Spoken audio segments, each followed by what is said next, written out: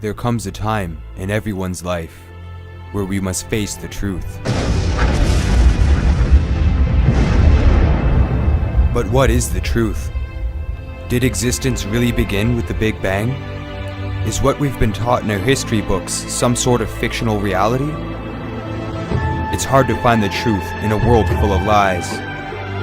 However, we do have the strength within us to find the truth, to unveil it, and present it to the world for what it really is. It's your world, your reality, your truth.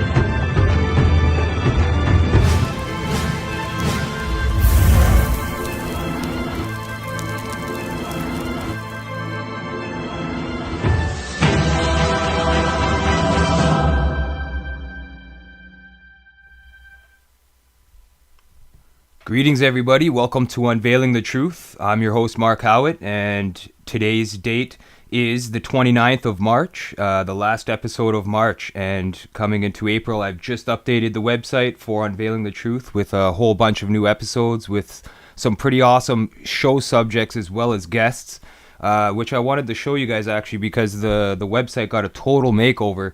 I've been really busy in the last couple weeks. For anybody who's subscribed to my YouTube channels or have been watching the videos and broadcasts, I'm sure you've seen an increase in production as well as website updates, etc., etc. So I've been trying to keep myself busy as much as possible, and as a result, barely any sleep has been involved. I just spent 18 hours straight working on the website. There was some errors that I had to weed out after updating it. But it was well worth it. I think that it was needed, and it should be a lot easier to access certain information on the website as well as get broadcasts, download MP3s, all that stuff. So I really did a big makeover, and I actually want to show you guys the updates I did as well as explain a little bit about some of the guests that I have coming up and show subjects. So here we go. Here's the update on the website, and that white background shouldn't be there for long. It should be black actually, but that's one of the errors I'm trying to weed out at the current moment. But as you can see here, I've definitely added a whole bunch of new areas of the website. There's a store now for anybody who is interested in picking up broadcasts of the Unveiling the Truth episodes. You could pick any episodes you want. You can now order them on DVD. I'll print on them. I'll make them myself and ship them out. So there's a bunch of different packages you can get if you're looking to back up this information. In case my YouTube account gets taken down or anything like that, these broadcasts will still be available, because we all know that YouTube is tightening their grip on this. Just look at what happened to Mark Dice's account recently. That should tell you what's going on. And I'm definitely worried that my account might be on the list to get hacked. But as well, for the first time available on DVD is the fluoridation cease and desist documentary that I did. And all these prices include shipping. I tried to keep them as low as possible. Shipping costs are outrageous nowadays, but I did try to keep them as low as possible. I mean, I've seen other websites that sell some of my documentaries and DVDs, and they're charging $25 to $30 a piece for them. So I've tried to keep the price as low as possible for anybody, but this is a good place here now for people to be able to purchase the DVDs that I've made, as well as, send donations to help with the show, to keep the website going, to upgrade equipment, and all that kind of stuff. So there's also a new download section here. This is a really easy one-stop spot to be able to download all of the broadcasts on the Truth Broadcast Network and Unveiling the Truth. So here we go. There's a whole list of them. Just right-click and save link as, and it'll ask you to save the MP3. There you go. There is 2 MP3s that I wasn't able to upload though, and that's the Sudbury one and the Fritz Springmeier interview because they're lengthy. I'm gonna have to split them in two and put them up in 2 parts for everybody who wants to download those. But throw these on your iPod, listen to them in your car at work, on your way to work. When you're going for a jog, whatever you're doing, that's what they're there for. So feel free to download all of the broadcasts on MP3. I've also updated the link section in here to include a lot more places that have supported Unveiling the Truth and also that Unveiling the Truth supports. So here's a bunch of websites. I'll be upgrading that as well, adding more links to some of the sites that from the guests that I've had on the show. There's also a place here where you can watch any of my films for free as well. There's a link to purchase the DVD if you like what you see and you want to share the information. So there is this part of the website. So it's taking a second to load here, but this is all the films I've made on YouTube. Some parts have been deleted or banned outright. The James Holmes conspiracy documentary was available in full-length format, and they've just recently taken it offline, so that's no longer available, and that was nearing 1 million views. So before some of these documentaries get too high in plays, I think they try to hack it down. They did the same thing with Sandy Hook, so that's to avoid getting the information out there, in my opinion, because the videos are all over the place. The archive section has been updated. We're at today's broadcast. There's also the news section, which I'm going to be updating to feature Conspiracy Wire, which is Mike Chesney's new website. I'm going to have Mike Chesney's RSS feed going here so that there's a lot of good information available for the people. Nothing else has really changed. The other ones are all the old parts of the website, but I have updated them slightly, as well as posted the new broadcasts. So I want to also talk about a couple other things really quickly before we get our guest on today. There's also the Facebook link, so it's easy to like the page, and that way there as well, when you're on Facebook, you can keep up to date with any videos or information that's posted. But here's the upcoming episodes. Today we have a guest, Rob Daven from Conspiracy Headquarters. This guy has been working hard at exposing the New World Order for quite a long time. He's got a lot of experience and he lives up in Yellowknife in Canada. So I really wanted to get him on the show, as well as that website, Conspiracy HQ, is featuring some of my work on the website. So you'll be able to check out documentaries on there, as well as episodes of the March of Freedom and broadcasts of Unveiling the Truth. So that's also going to help get the reach of Unveiling the Truth out there, as well as linking up with Conspiracy HQ, which we're going to be discussing today. It's going to be an awesome interview today. There's also the following week, next week, we have the Worldwide Cancer Scheme, where I'll be talking for 2 hours about the cancer industry and a lot of the secrets that they're hiding from the people. It's going to be a very in-depth episode, something I'm very passionate about, and I think the information in this broadcast is going to save some lives and help a lot of people. So that's why I wanted to cover that topic. Also, the Modern Knowledge Tour. Anybody in Canada knows that there's a big tour crossing through Canada right now, which has many awesome guest speakers, and I'll have the organizers for that tour on the show to discuss the tour and their work, etc. So that's going to be a very interesting interview as well. Check out Modern Knowledge Tour for anybody who hasn't heard about it or know about it. There's a lot of top-notch speakers for alternative information that are going to be on this tour, and it has select dates throughout Canada. So that's very awesome tour to catch if you live in Canada, and they're going to be hitting up your city. They're hitting up most of the major cities across Canada, so I'm sure you'll be able to find an event nearest you. Following that, we have the world's top expert on Secret Service, on the Secret Service, and that's Vince Palamara. Now, this guy is a leader and an expert in presenting information on the Secret Service, as well as the JFK assassination. He's the author of the book Survivor's Guilt. I'm really looking forward to having him on the show. He's definitely well known within JFK researcher circles. The following week after that, we have transhumanism and technological unemployment. Now, this is something that I've mentioned on a few episodes and discussed briefly, but I wanted to cover it extensively in one entire episode. So I'll be laying it all on the line for transhumanism and technological unemployment. That'll be an interesting An interesting broadcast with lots of relevant information to the future as well as today. And following that, the latest update and confirmation we have is an interview with Greg Carwold, who is from the Higher Side Chats, and he runs a podcast show. He also runs a t-shirt company called Conspiracies, which you could check out online. Amazing, awesome t-shirts. I'm going to be getting some from his site. And he's been doing that for quite some time. And also his podcast, The Higher Side Chats, was nominated in 2012 for the Best General Podcast by the People's Choice Podcast Awards. So that's going to be great to get Greg on the show.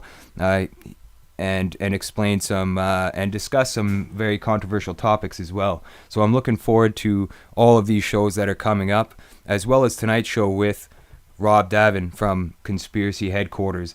I did an interview with him recently, actually, in regards to the broadcast I did from about Hitler's escape from Germany. He found an interest in that broadcast and reached out to me, and that's how we got talking.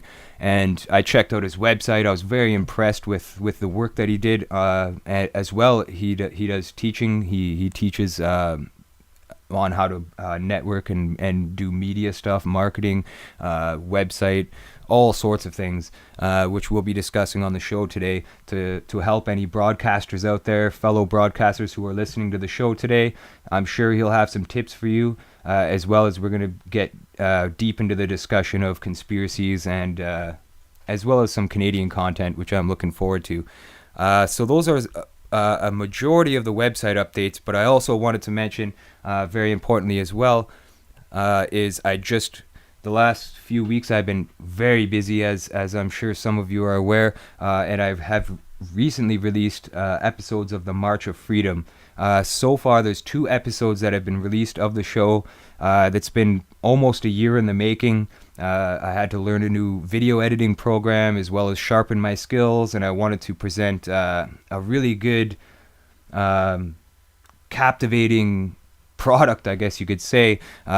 In these episodes, I wanted it to be compelling and to capture the audience's interest as much as possible. So I have put a lot of work into these episodes, and there's more coming. I'm currently working on episode number 3. So anybody who hasn't checked out the March of Freedom reality show yet, check it out. It's now available on the YouTube channel, on Unveiling the Truth, for that YouTube channel. So episode 1 and episode 2 are out, and also Rob's website, Conspiracy HQ, is featuring the March of Freedom episodes. So you can also check into Conspiracy HQ if you're ever wanting to get the newest episode and to watch it in full.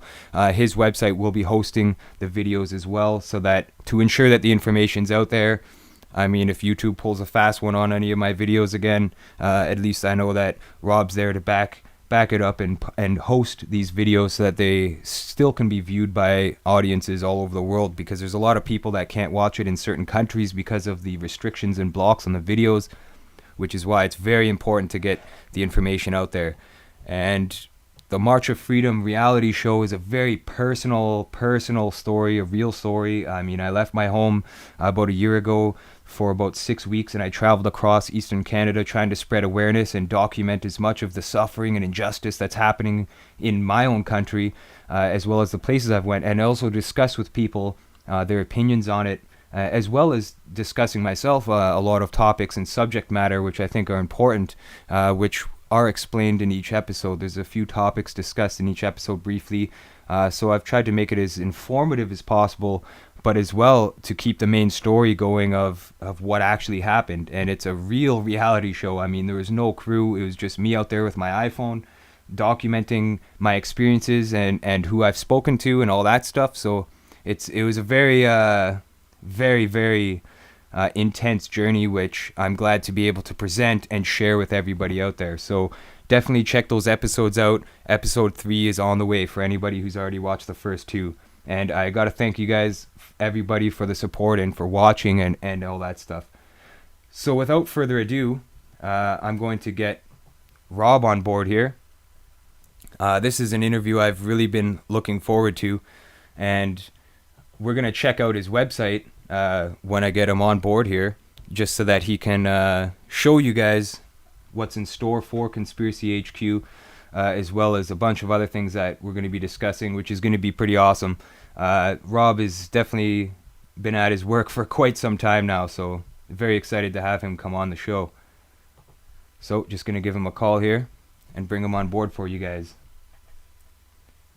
And again, me and Rob have just recently met through online activity networking and stuff, so it's really cool that I met him. I feel fortunate to have met him because he has a wealth of information and knowledge to share with people. So, hi Rob, you there? Yeah, how's it going? Awesome, there you are. Yeah, I'm doing great. How are you doing? Well, not too bad. Not too bad. You know, Right try on. not to freeze to death. Yeah, I hear you. How so you're from Yellowknife, which is very far north. I mean, Santa Claus must be your neighbor or something. That's how north you are. Yeah, he just lives down the street. Yeah. Walks around in his underwear all year, but you know. All right. Yeah, so, no, it's a different lifestyle, man. I've been up here almost 20 years now, so. Yeah, that's quite a while. You didn't live there your whole life. You weren't born and raised in Yellowknife? No, I grew up in New Brunswick. Oh, nice. Yeah. Yeah, so I'm a Southern boy, really. I just was looking for work and ended up coming up here for. There was a lot of work at the time, so I've kind of laid roots here, and I've been here ever since. Awesome. Yeah, it's I've always liked the north up there. And are the stories true? Like, do you guys have really long winters? Is it really cold up there, frigid and?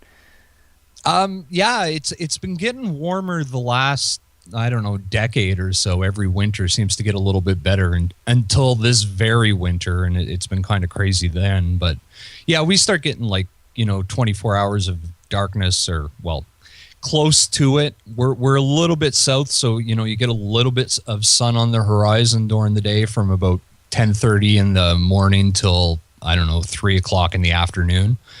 But the rest of the time it's dark and cold and miserable, and lots of time to play on the internet and investigate conspiracy theories and, the stuff we do.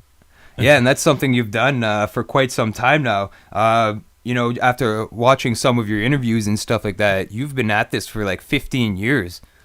Can you explain a little bit of how you woke up and got into this stuff? Because you seem like almost like a veteran, I guess, when it comes to this kind of stuff, like for Canada. It's funny you say that, because when I started, I remember thinking to myself, like, how am I ever going to get a handle on all these things? Like, back, 15 years ago, it was a lot different too. What started me is listening to Art Bell and just hearing people talk about weird things like UFOs and, just things that go bump in the night or whatever.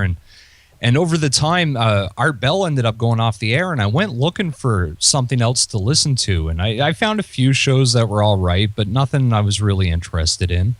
And one day, a friend of mine handed me a copy of Behold a Pale Horse by William Cooper. And I read it from cover to cover in, 2 days type thing, and just went through it and couldn't believe what I was reading. So I started going out on the internet that was, relatively new at that time and looking for this information. And it blew my mind when I suddenly realized that, all these things that I seen going on around me as a kid were a lot darker and a lot more disturbing than what I ever realized. Yeah, Behold a Pale Horse is definitely a good book for someone to read and get into. It exposes a variety of information there. And yeah, you mentioned with what you just said there that was around the time the internet started. I remember that time actually, because I wasn't like heavily online or anything like that at that point. But I remember when the internet became, I guess you could say, popular. It was being introduced into schools and stuff like that. So yeah, that's very interesting that you've been using the internet since it pretty much spiked to get information like this. Yeah. Well, I was originally on the internet when I was in grade 9 or 10, and that would have been 1990. So that's when I first started using it. Like, back when I used it, there was no World Wide Web. It was all, text-based and DOS prompts and everything. Yeah. And then, I've been there watching it evolve. Like, I remember back in the good old days when the information you were getting off the internet was so hardcore and so pure, and not diluted with a bunch of disinformation, and it was just mind-blowing what you could find. And now you look around and there's so much bullshit. I don't know if I'm allowed to say that on here, but there's a lot of crap that floats around on the internet now, and I don't know, it's just not the same thing. Yeah, and it's interesting how we met, actually, because you know what I mean. It's been a good connection, I guess you could say. I think because Conspiracy HQ is a website that I really enjoy, actually. And when you when we got in touch, I went to your website and checked it out, and I was like, wow, this is an awesome website. It's presented very well. And you say you've been doing this for quite some time now, doing like involved with making websites and video production and stuff like that, which is really awesome, actually, and it really shows in your work, I think. How long have you been making websites, and can you explain a bit about some of the sites you started and how you got into podcasting? Sure. Well, the very first website I made was back in 1994, 95, and it was for a small private shoe company. And I made their website, and I was like, well, this is pretty easy. And I made halfway decent money doing it. So I started, playing around and learning it. And I was going to college at the time and taking computers. So I kind of branched out into that, and I worked in it for quite a few years after I got out of college. And then I ended up getting laid off at the .com boom or bomb when it went out the other end, and just shortly after the year 2000, I got laid off, and I had an entire year of sitting around looking for a job to set on the internet and try to figure out what I had just read in Behold a Pale Horse. So when I had finally got a grasp on sort of what was going on, I decided, well, hey, I know how to build websites. Not a lot of people know how to do that. I'll build a website. So I started a website. I don't even remember what I called it, but it was years and years ago on a free service type thing. And I ran that for a little while, and then some things went on in my private life with, after being laid off and not being able to find a good job. And I ended up taking a job as a mall security guard for a few years. And I just, over the time, in my spare time, I just kept working at it and learning and building and doing things. And then 2009, a buddy of mine got together and we started a podcast called The Jungle Apocalypse. And we ran that for, well, I had 3 different co-hosts over the span of the show, but we did, I think it was 55 episodes. And we interviewed, some of the top names and researchers and everything, and it was cool. And after a while, the things with co-hosts weren't working out, and I needed a new project, and I found that conspiracyhq.com was available. The domain name, somebody had let it drop, and it was there, so I bought it and set up a site and started doing the Conspiracy HQ podcast and writing articles and working with other researchers to produce content. And yeah, it's been kind of crazy. That's everything in a nutshell. Yeah, that's awesome that you've been doing podcasts for so many years, because it seems like there's a lot of people that are doing it nowadays, which is a good way to get information out there. But it's a recent influx, I guess you could say. It's not. Mm-hmm. It's not anything that many people have been doing for as long as you have, I got to say. And I'm just showing the viewers here the Conspiracy HQ website right now. And oh, cool. I mean, it's a very nicely arranged site. You could check out lots of videos and information. There's news clips and stuff like that. And it's very easy to navigate through, which is very nice when you're visiting a website, the ease of things. And there's also a lot of great interviews you've done. I mean, and you also feature the work of like Freeman Fly on the website and people like that. Freeman's definitely he's been into this a long time as well, and I'm a big supporter of his work as well. So it's awesome that you have him on board for Conspiracy HQ as well. And one thing that you've done as well, which I find very interesting and innovative, I would say, is the fact that you have a way now with you're always up to date. I find with the latest trends in internet technology and stuff like that. So you've actually figured out a way to include the broadcasts that you do and stuff on somebody's television. What's that technology called again? It's Roku. Yeah, R Roku. O ROKU. You can go look one up on Amazon or go buy one at Staples. I've seen them at Walmart.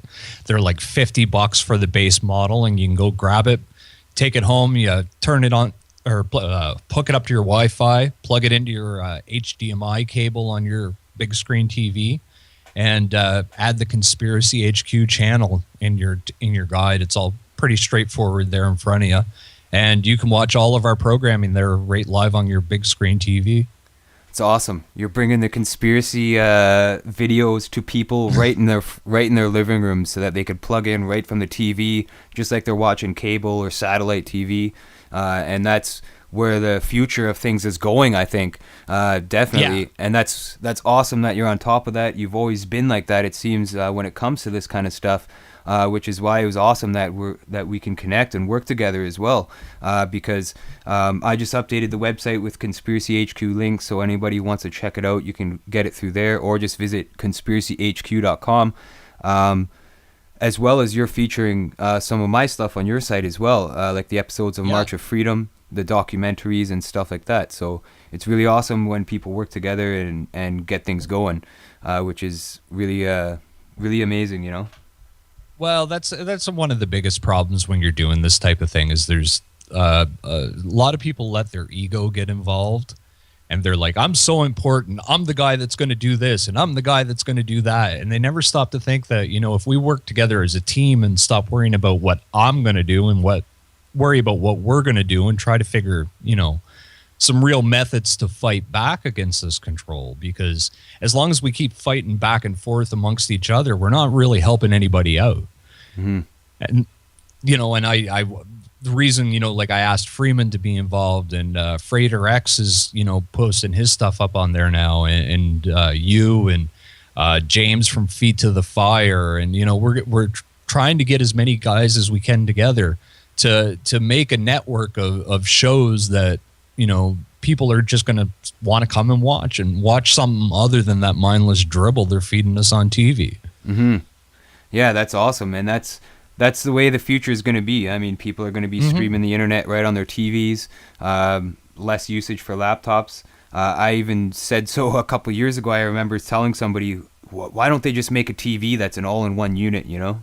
Like, everything all in one. I think they already had that, obviously, and they're just slowly releasing this stuff in increments to profit as much as possible off the technology. Oh yeah, for sure.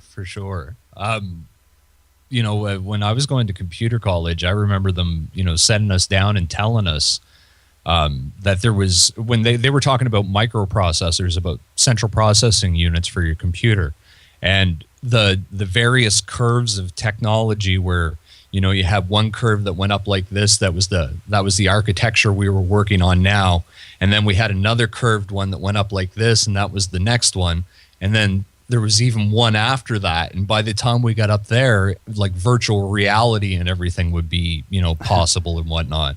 And that was 1994. They told us about that, and here we are, 2014, and we're still not there. And they like we're almost there. We're getting close. We're at the top of the second curve. We're not on the third one yet, and you know, they've known about a lot of this stuff for years, and the only reason we're getting it now is because they figured out ways to control it. Yeah, I believe you're right about that. And it's interesting to point out that in the 90s, they were talking about virtual reality technology and stuff like that for the future.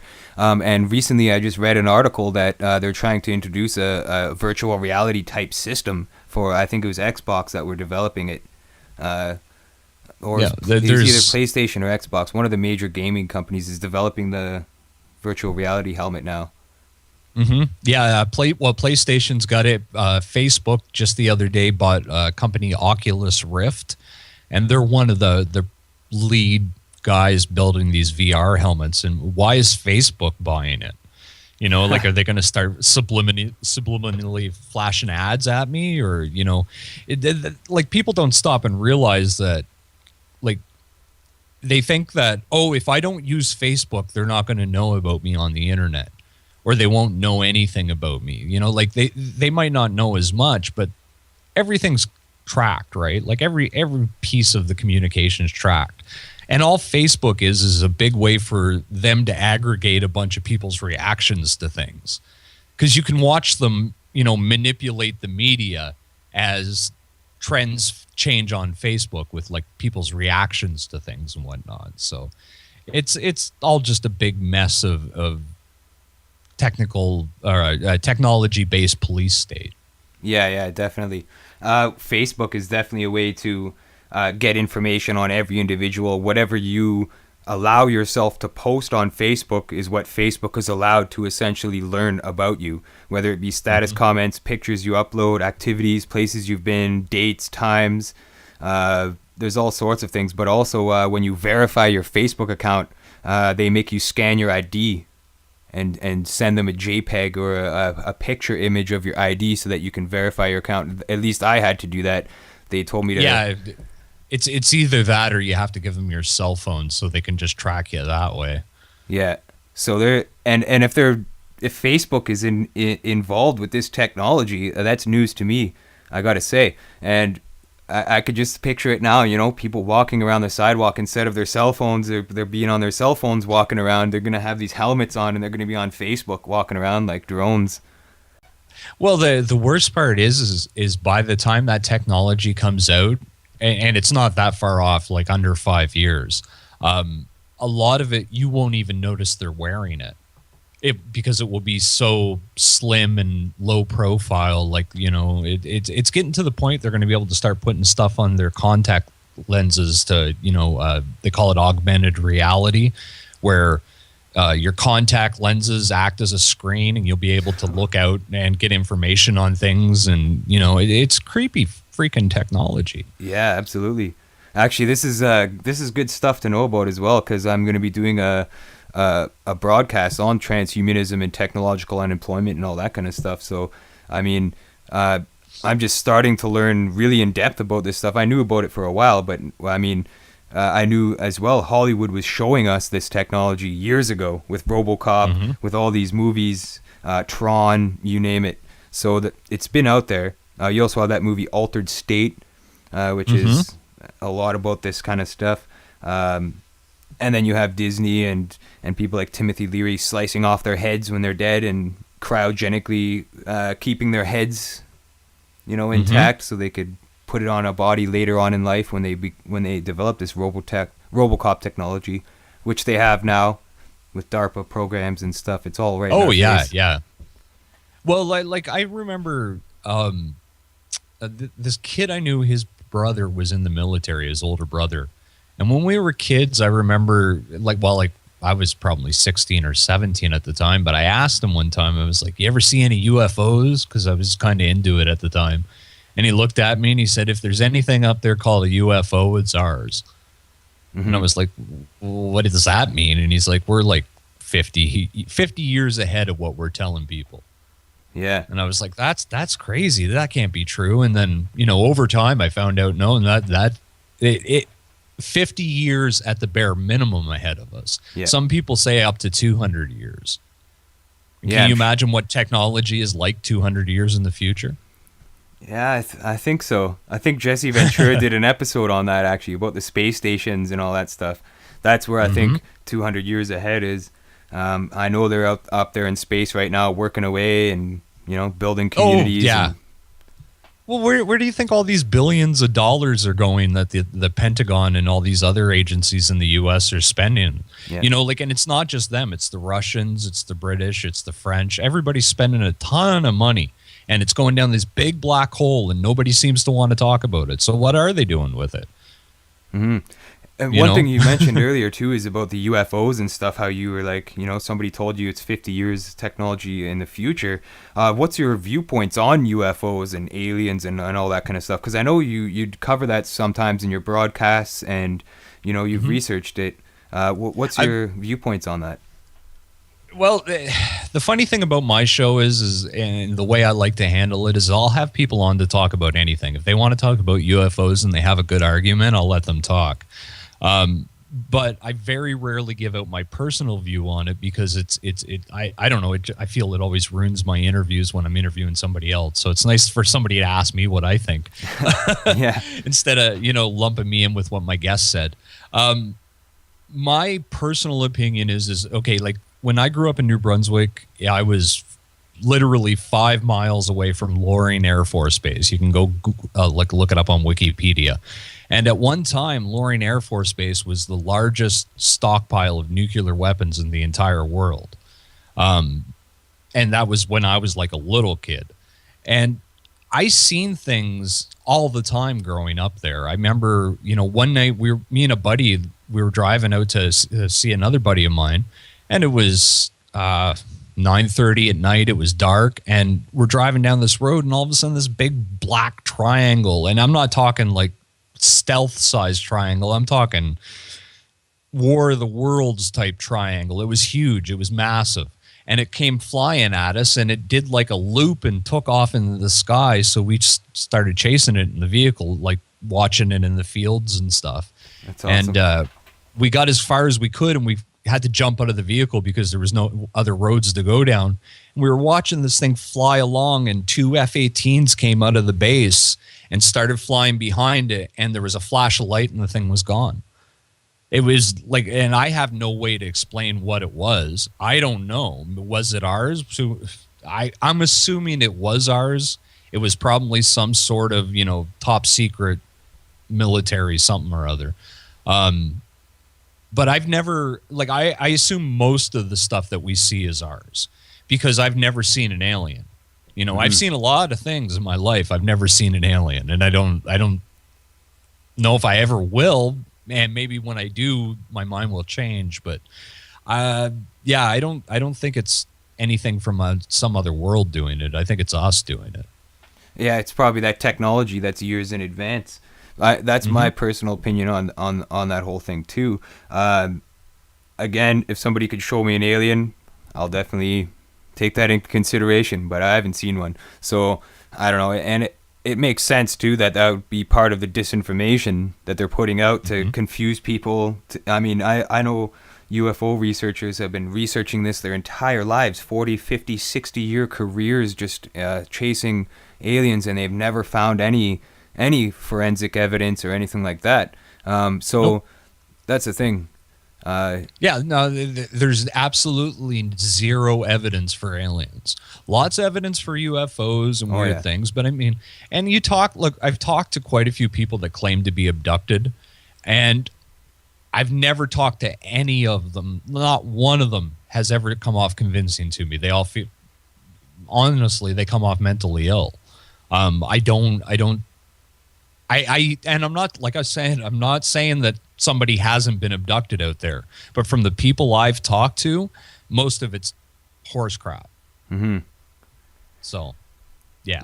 Yeah, you got to make sure you don't get caught up in the disinformation, because... Well, it's funny when I started doing this, like I've been doing it long enough now. I've run across, like in various circles, like I've been through the UFO circle a bit and talked to people that are in it, and that research that type of thing.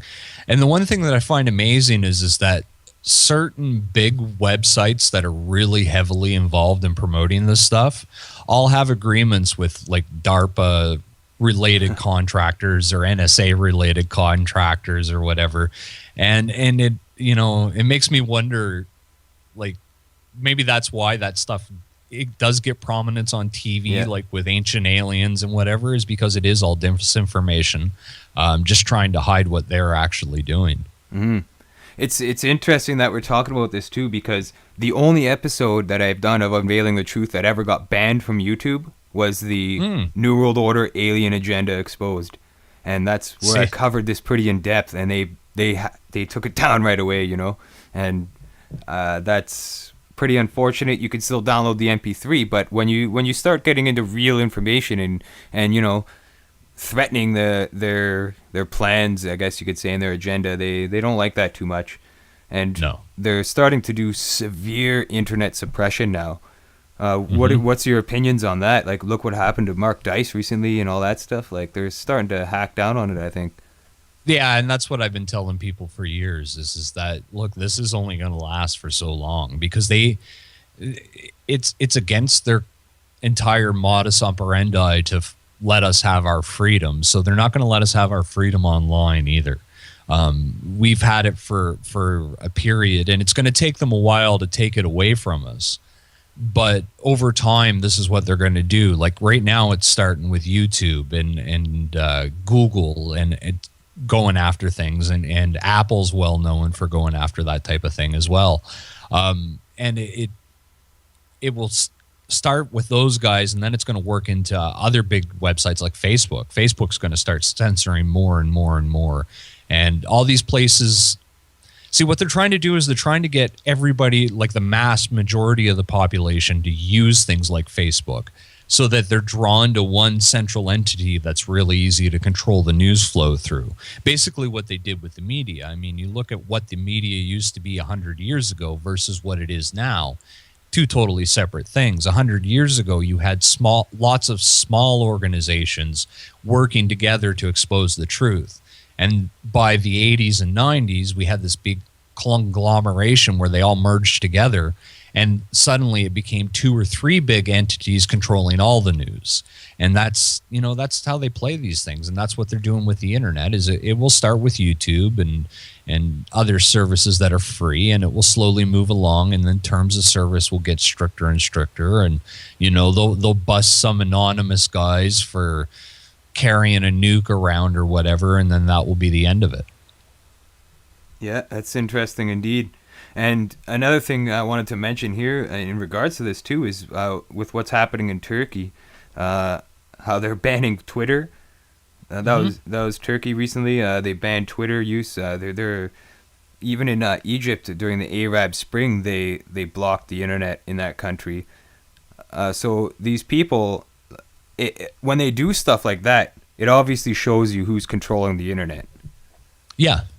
Well, yeah, that's the thing. I got a little bit of a discussion with a friend of mine about Bitcoin, and basically my thoughts on Bitcoin are: if you have some and you're going to spend it on like small purchases or online transactions, that's one thing.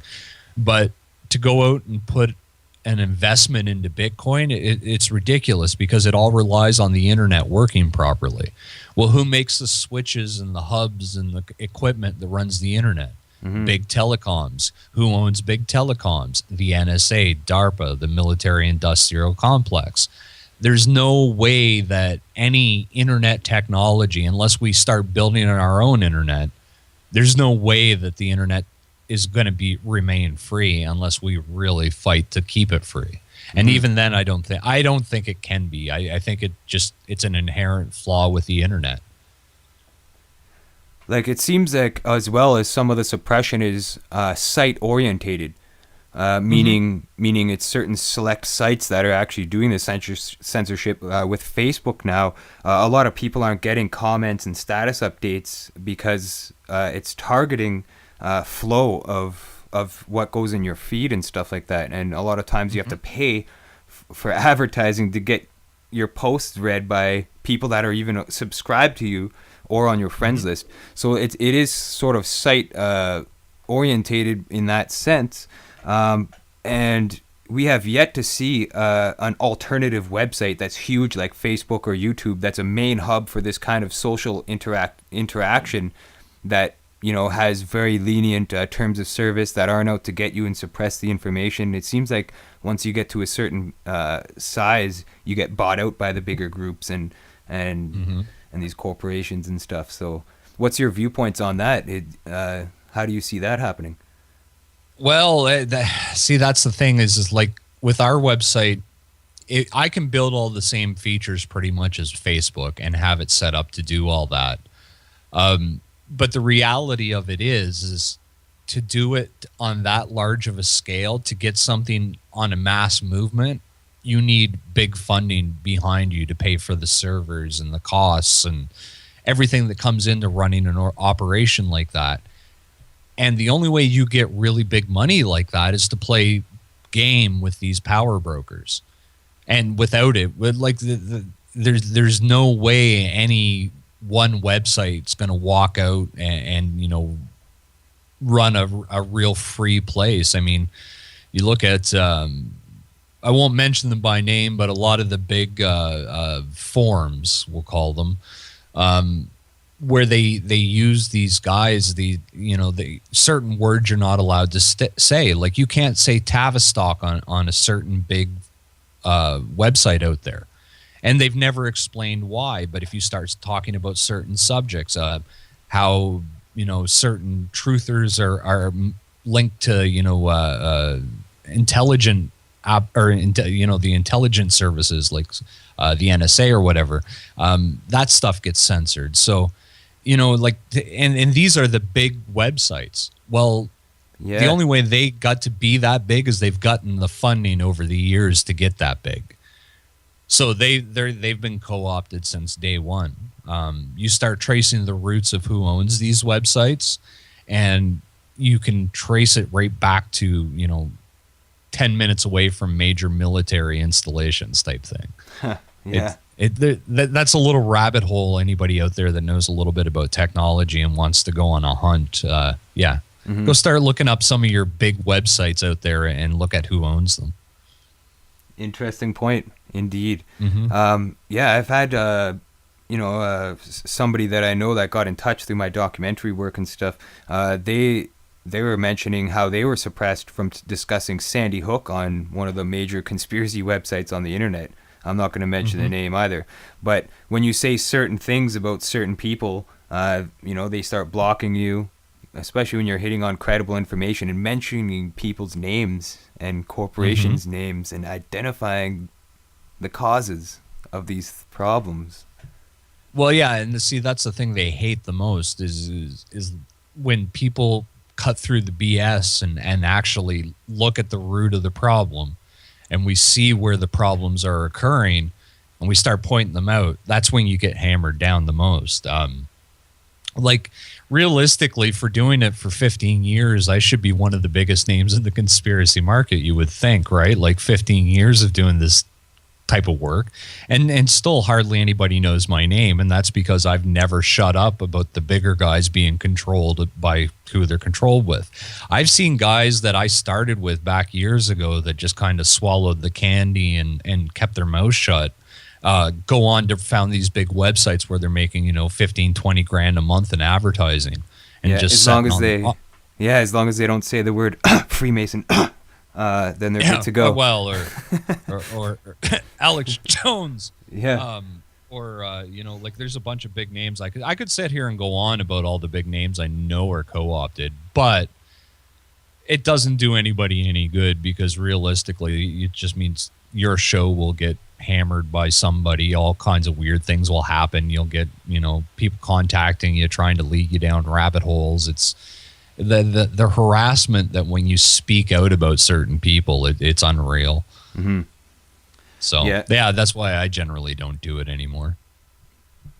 Like myself, I've never been afraid to expose people by name, by organization, and I don't know. I think a lot of people do fear that, and they do receive flack for it. I mean, the amount of emails I've got in regards to my Sandy Hook documentary is insane, with people that know people or that are like, we're discussing this kind of thing, and they got severely suppressed. And I've received some crazy emails. Wow, I can't explain. And even in regards to the James Holmes one as well.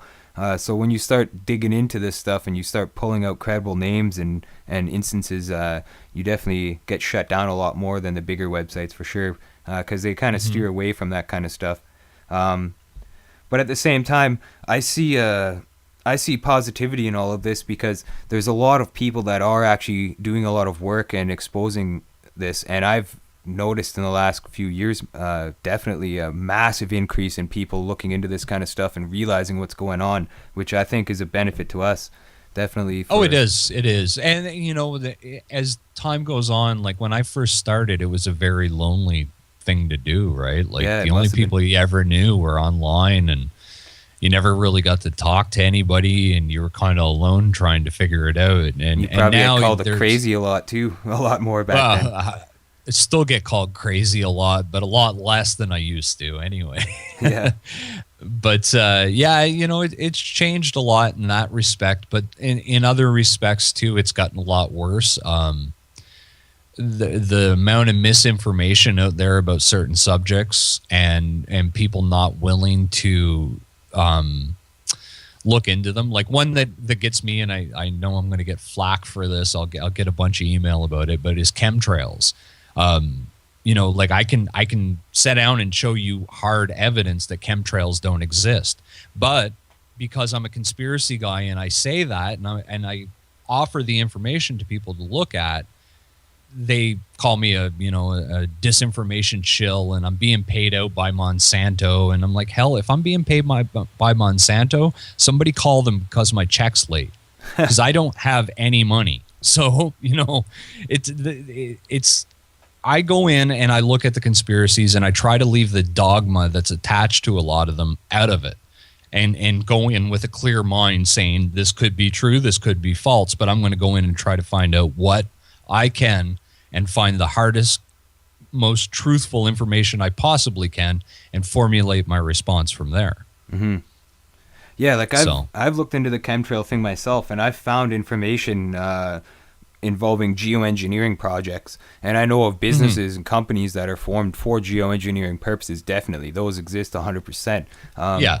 And even my own city of Sudbury was had a contract, I believe it was last summer, for geoengineering to take place here. And they were doing that by, clouding the sky so that the sun would deflect off the clouds, essentially, so it wouldn't hit the earth. That's one thing that I've definitely and found out. no. Don't get me wrong about what I'm saying here. What I'm saying is they're not spraying barium and aluminum out of planes.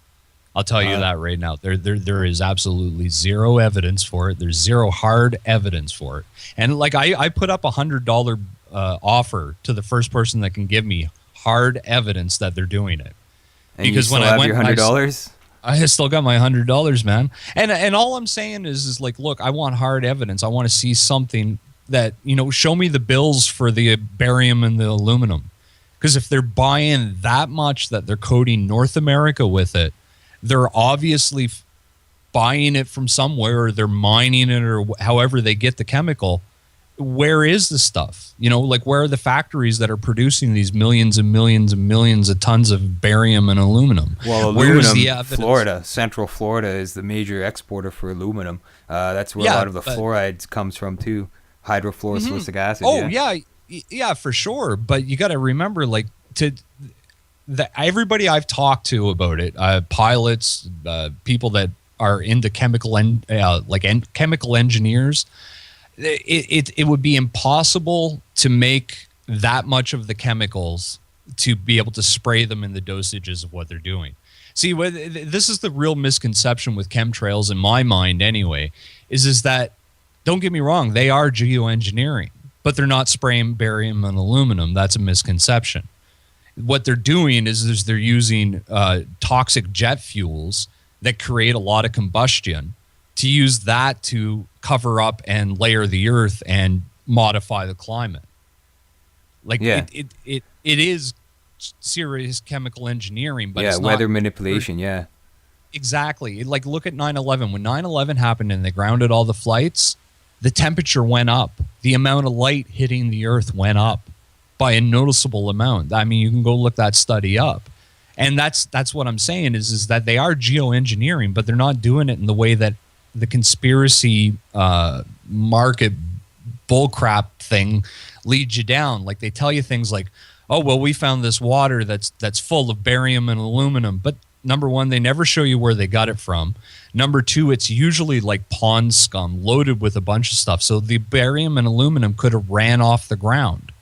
Like there's a lot of problems with the research that's been done on what is in these waters and all this evidence that's pointed to as hard evidence when it's really not. It's circumstantial at best. Mm-hmm. Yeah, that's something I haven't looked into 100% yet, is the chemtrail thing. I mean, I've definitely looked into geoengineering. I know they've been doing it since the 60s. They were doing cloud seeding for Vietnam, flooding bridges by creating rain clouds to flood bridges for supplies to stop getting across. There's all sorts of stuff like that that has been happening for a long time, as well as orgone. You have Wilhelm Reich, the guy who discovered orgone energy. He was making it rain for farmers, essentially, and then the FBI took him away and locked him up. His technology, yeah.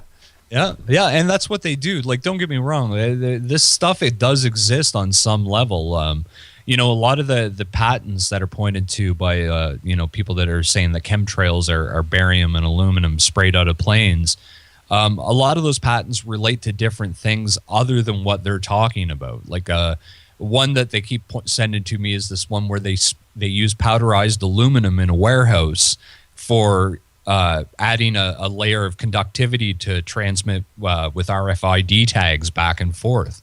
But they point to that and they say, oh, well, there you go. There's a patent about it. And I'm like, well, no, that's a patent for an enclosed area with enclosed ventilation that puts the stuff in the air internally in the building. It's not spraying it over large amounts. It would be foolish to do geoengineering that way. The better way to do it is use fuel that creates a lot of cloud cover and cool down the surface, because my theory on it is that all the nuclear bombs they let off during the 50s, 60s, and 70s really messed up the upper atmosphere, all that nuclear energy. And they're trying to cover it up. So what they need to, get more cloud cover to lower the temperatures. And this is one easy way of doing it. Yeah, that's something I'm going to have to get the books out on and do some investigating on for sure, because interesting stuff for sure, I have to say. And yeah, well, like I said, Mark, all I'm saying to people is go out and do your information for yourself. Don't take it because I said it.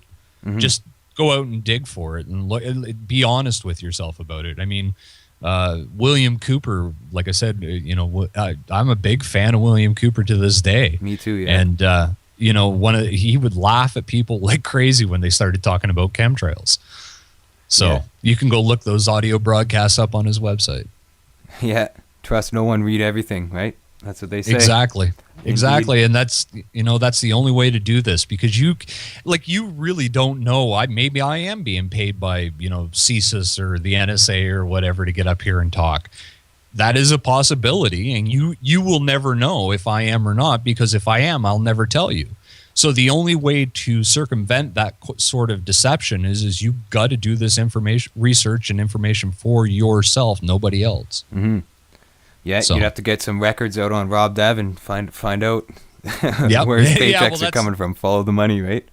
Follow the money. That's the thing. And you start looking into a lot of these truthers out there, and you see where the money is coming from, and it will open your eyes quite a bit.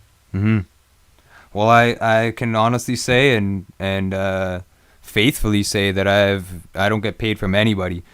Sometimes viewers donate some money to the cause, to broadcasting. Sometimes I sell DVDs, documentaries I've made and stuff. That's where my financial support comes from. I definitely have no advertisers, no connections, nothing like that, which I like to say is a good thing. It keeps me independent, and it doesn't limit what I can say on air. You mentioned earlier, you can't swear. Definitely you can swear on my program if you want. Freedom of speech to me is a very important thing that we all need to do, whether it be saying the word shit or whatever swear word you want to say on the air. It's freedom of speech. It should be a world like that, because we do have to take responsibility for what we say. That's the most important thing. Exactly. And that's why, I'm very careful when I say, something I believe to be the truth. When I say that, I say it with a lot of conviction, because I have to truly believe that is the truth in order for me to say that to people. And I really don't want them to believe it just because I said it. Go out and do your own damn research, stop being so damn lazy. Yeah. That's the biggest problem with a lot of these people is they come to me, guys like me and you, and they want us to shovel the information to them in a spoon and say, here, you listen to me, I'll tell you the entire truth. And they keep getting caught in these rabbit holes of disinformation because of that. Mm-hmm. And, it's up to personal responsibility. Sit down, do your own damn research. Don't worry about what Rob Daven said or Mark Howitt or Bill Cooper or Alex Jones or George Norrie or whatever name you want to put in there. Don't worry about what they said. Go figure it out for yourself. Mm-hmm. It's very important these days to do that, definitely. And I try to do that as much as I can. I mean, I'll admit even, sometimes I, may have said something that was in error or I partially understood, something like that. But it was definitely not in the disinformation intention, you know what I mean? There's a difference between misinformation and disinformation, definitely. One instance you're doing it on purpose, and the other it's accidental. And anything I've ever said that may have been untrue was definitely accidental. It wasn't done for nefarious purposes or anything like that. But again, I always challenge people to come to me, and if I've said something wrong, to prove me wrong, because then I can learn better. I'm definitely open to that, and I always admit to my mistakes if I've ever done anything like that, and I try to say it on air. In my documentary, Eye of the Illuminati, I described, evolution, human evolution from monkey to man and stuff. And since then, I mean, I'm starting to not believe that, you know what I mean? So I could say that's my personal belief. Other people might believe in evolution, but those are differences and disagreements, I guess. So. Yeah, well, you should be free to believe what you want. Like, I'm a type of person that believes in intelligent design as far as, some sort of God force sculpting evolution along the time. But I also think that a lot of the information we're being fed now is, misinformation or disinformation from the controllers of society. I mean, yeah, I've been doing some digging into ancient civilizations like Atlantis and these tales from the Bible of people that are 1,000 years old and whatnot, and you start to find that there is some evidence that could be explained by those things of people living to be 1,000 years old. That kind of changes the whole script of evolution. So it's a hard thing to figure out. We're only human, and we're only able to get the information that is available to us, and that's it. Yeah. You're right. And I find a lot of history that we're taught is intentionally put there to confuse us or to get us believing something that didn't actually happen. Throughout history, we're seeing a lot of this now, and it's like you said, where some of this stuff in biblical reference can actually be validated throughout what's going on. But a lot of times when it is validated, there's a story behind it or something like that that's been bent or curved to kind of keep you away from that. Like, once the evidence is exposed, they think of a cover-up for it, I guess you could say, so that it's a little bit of truth and a little bit of falsity, and that's what gets people in, definitely. Well, see, and that's the other thing that a lot of people don't realize is, like, if guys like me and you want to go out there and make a living doing this, all we have to do is get up and start saying that UFOs are real, or, we're being contacted by Xantu Parathu or whatever from some weird planet off in the solar system through some telepathic thing, and your road will be paved. Yeah, I can guarantee it. I've seen people do it.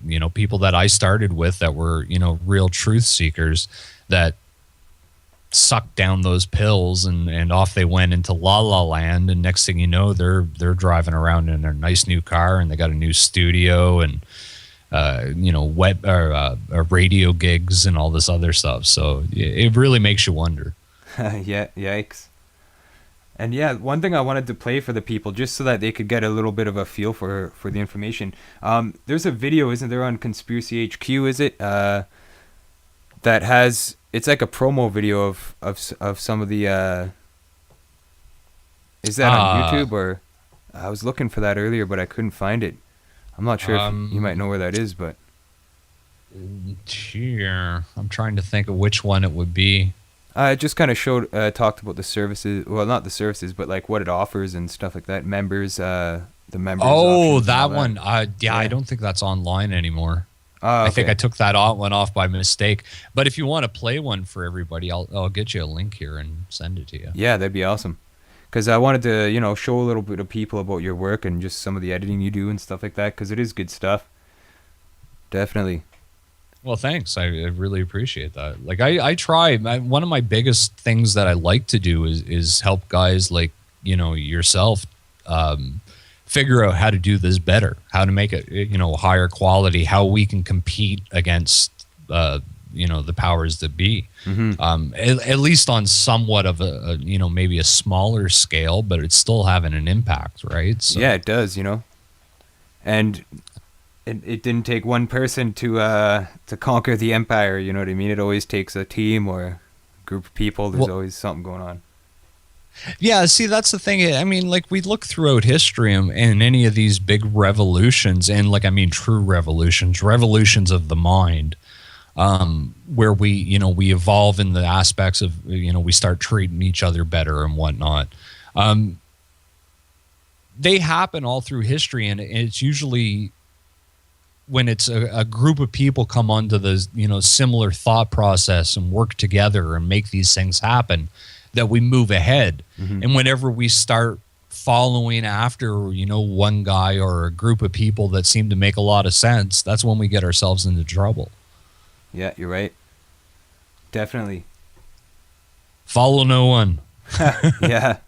Follow Trust your no heart. one. Follow your instinct. That's what I say. That's the biggest one. If you follow your instincts, you'll do all right then. It's when you ignore your instincts and you don't pay attention, you'll find yourself in a bad scrape. I'm still a big believer in karma, so. Yeah, me too. If you wanted to play a video, I'll just send you one there on the Skype chat. Cool. I'm just gonna check it out here. Yeah, it's a preview for my latest film. I have a new one coming out, but that's a preview to Project Breakaway, which is my film about a breakaway civilization and the theories that the elite of the planet are getting ready to take off because they basically fried the environment and we don't stand much hope, so they're going to get out of here and let the rest of us deal with it. That's awesome, because I've actually said that on a broadcast of mine that I think that's what they're doing. Yeah, well, I think it was in that one that got banned, actually.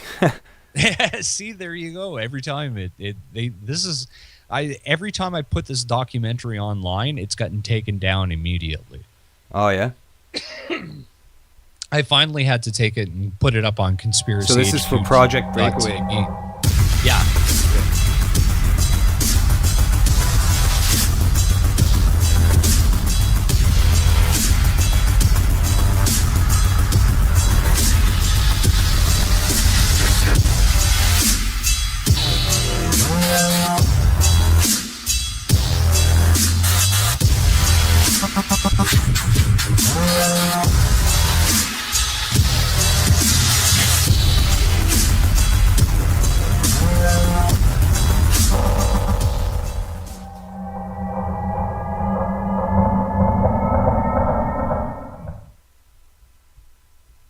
Awesome. Yeah, that's good work there. And I've actually watched a bit of that, and it is good work for sure. I gotta say, you definitely got some good editing skills, and you can tell. Well, it's been a long road to travel, I'll tell you. You look at my early stuff, and it's not nearly as well put together as the new stuff. So it takes a lot. It's a lot of practice and a lot of work, but it's work I believe in, so it makes it a little easier. Yeah, definitely. Yeah, you just have to excuse me, folks. I'm just sizing everything, and you know how we do it here on the Truth Broadcast Network. Yeah, and one thing I think like I wanted to mention is like a similarity between Conspiracy HQ and Truth Broadcast is you guys are trying to put out good information all the time. Truth Broadcast Network, the reason why I wanted to get on board with them is because they offered to have me start a show on there, and it was activist broadcasting 24/7. Like there's always something streaming on the network essentially, so it's a network where you can tune in at all times. And I think probably pretty soon they might be on board with the Roku stuff too. Yeah. If they haven't already, I haven't heard about that. But Conspiracy HQ as well, you're doing the same kind of thing. You know what I mean? And this is the evolution of activism. I think online activism, anyways. And I'm glad. Yeah. Glad to be a part of this revolution through evolution, I guess you could say. That's one way of saying it.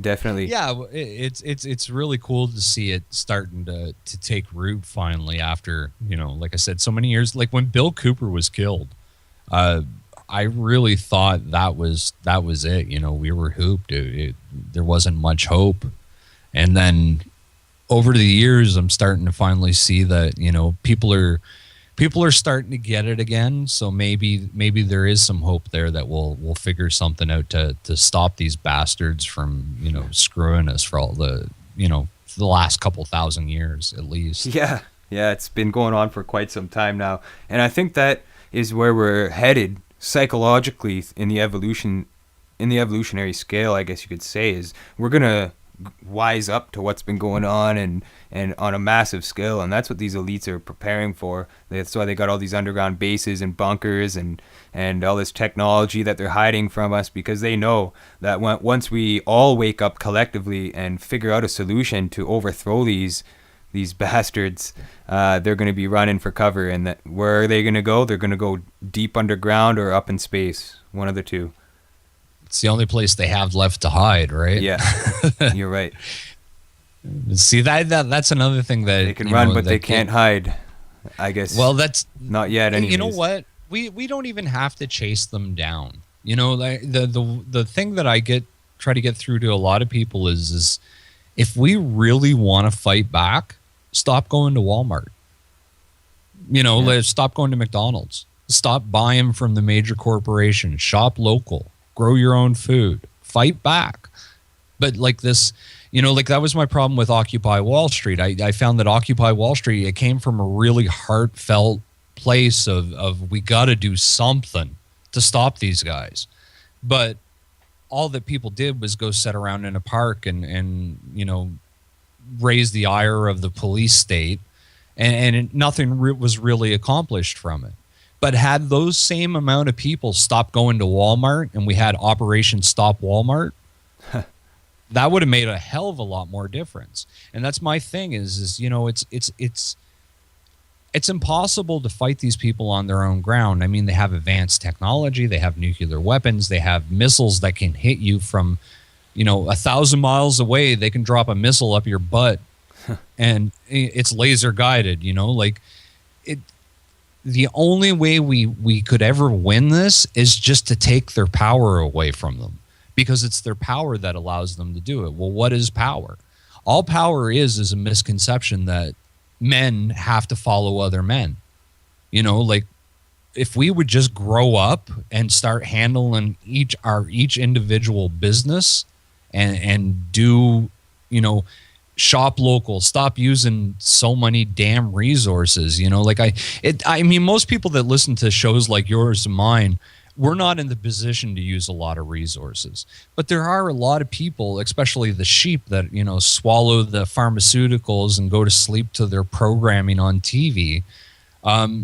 They think that this is the best way for everybody to live, and we can just take and take and take, and it's not a big problem. And they never stop to think of what our misconception of using resources does to the rest of the world. Mm-hmm. And there's good reasons why people in Africa want to blow up. The terrorist organizations are going there to recruit, and they want to blow people up is because, look at what the British and Dutch and French have done down there. Yeah.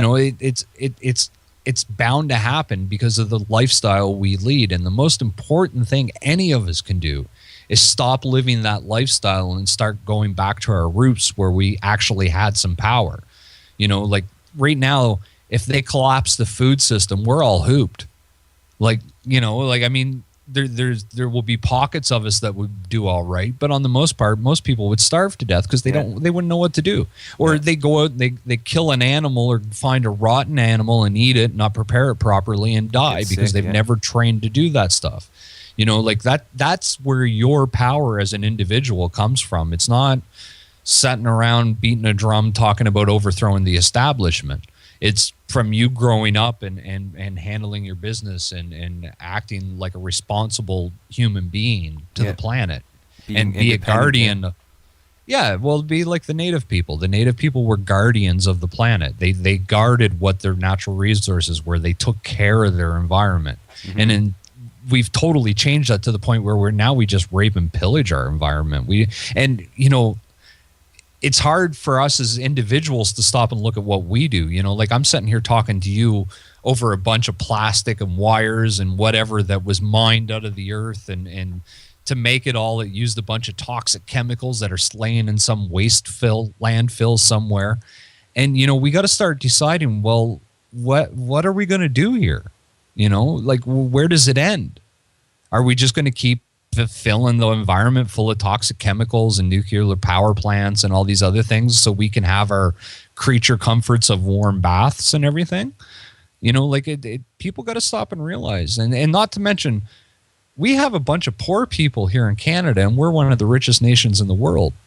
There's obviously some problems, and until we start sitting down and dealing with those problems and our own individual small scale level things, we stand no hope of fighting against these people.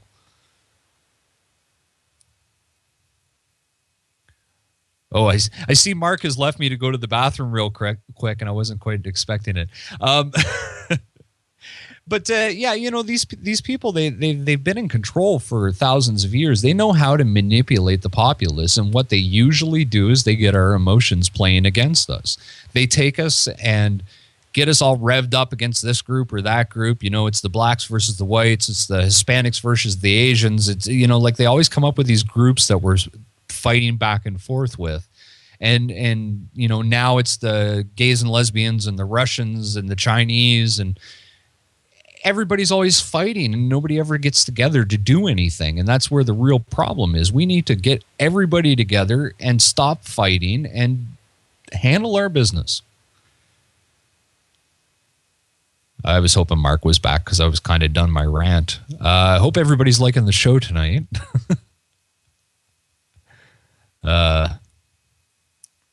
If anybody wants to check out more of my work, conspiracyhq.tv is the best place, because that's conspiracyhq.com does exist, but we're moving that over to the .tv website, and only running one website from now on.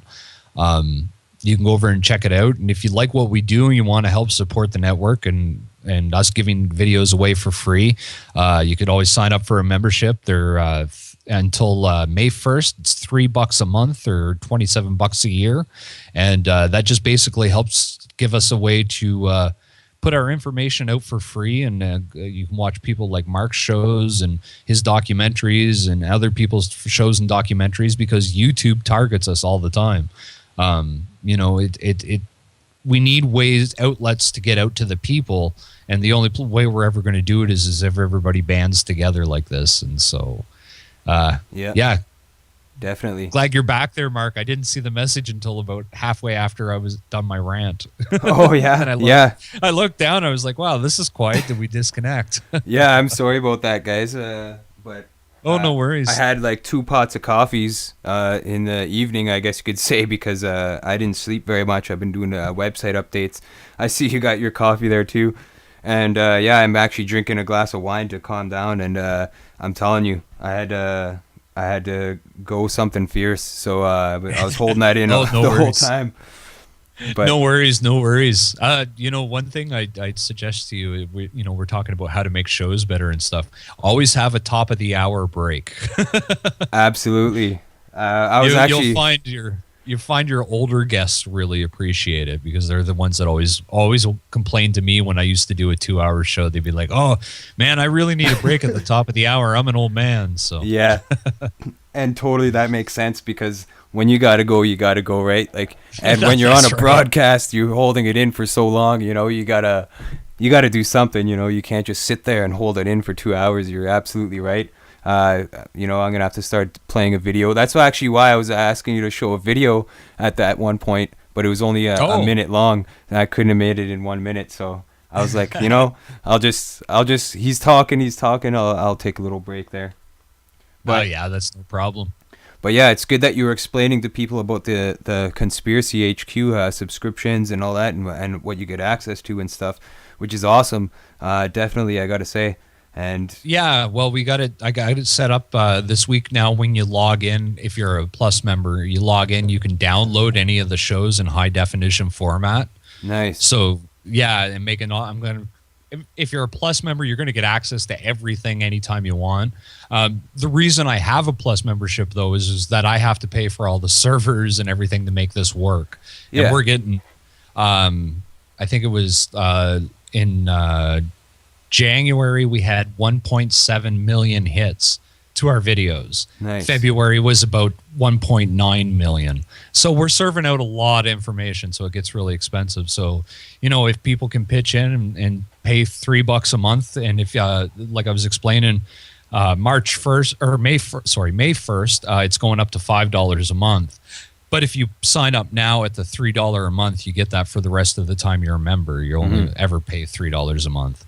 And that's the kind of thing I want to do. Yeah, well, like my real dream here is once everything for the network's paid, like the servers are paid for every year and whatnot, then I want to start taking what's left over and reinvesting it into shows. And maybe, get Mark Howitt to do another TV show or whatever, where I can fund them to do it.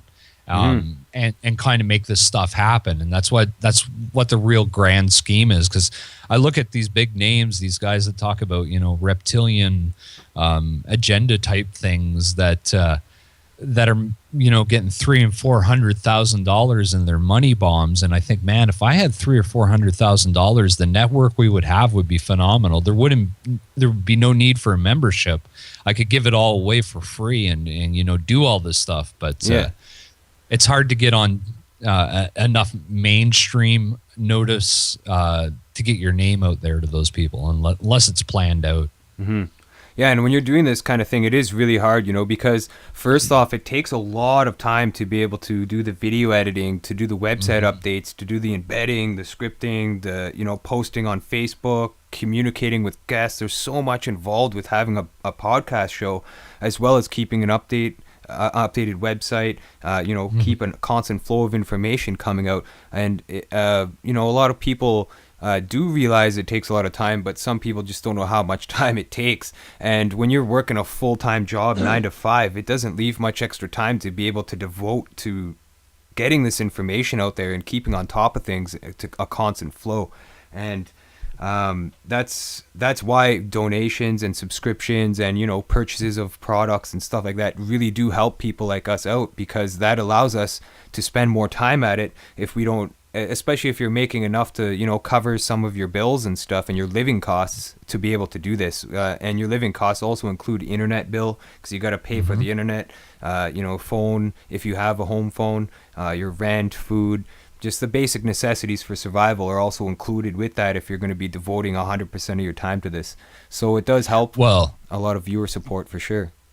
Yeah, and that's the thing. And the reality that I've come to too is that for me to make a full-time living off of it, it isn't going to happen. I mean, you look at Jordan Maxwell. Here's a good example. Everybody knows who Jordan Maxwell is.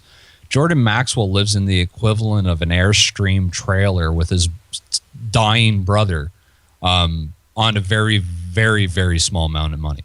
And he's probably one of the most well-known names that's still alive in the conspiracy world, right? Yeah.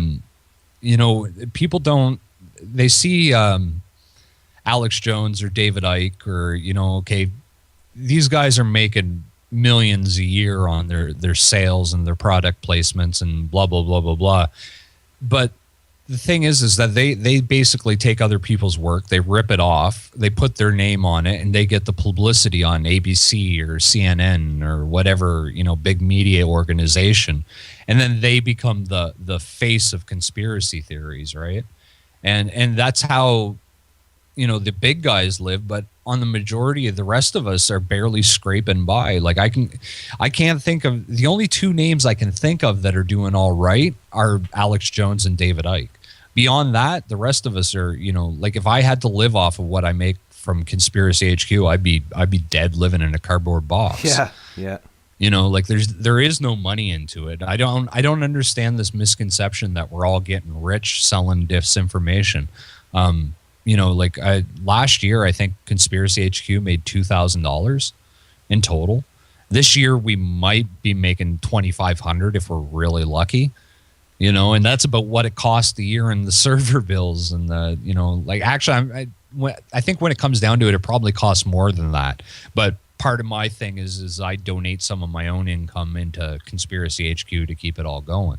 Mm-hmm.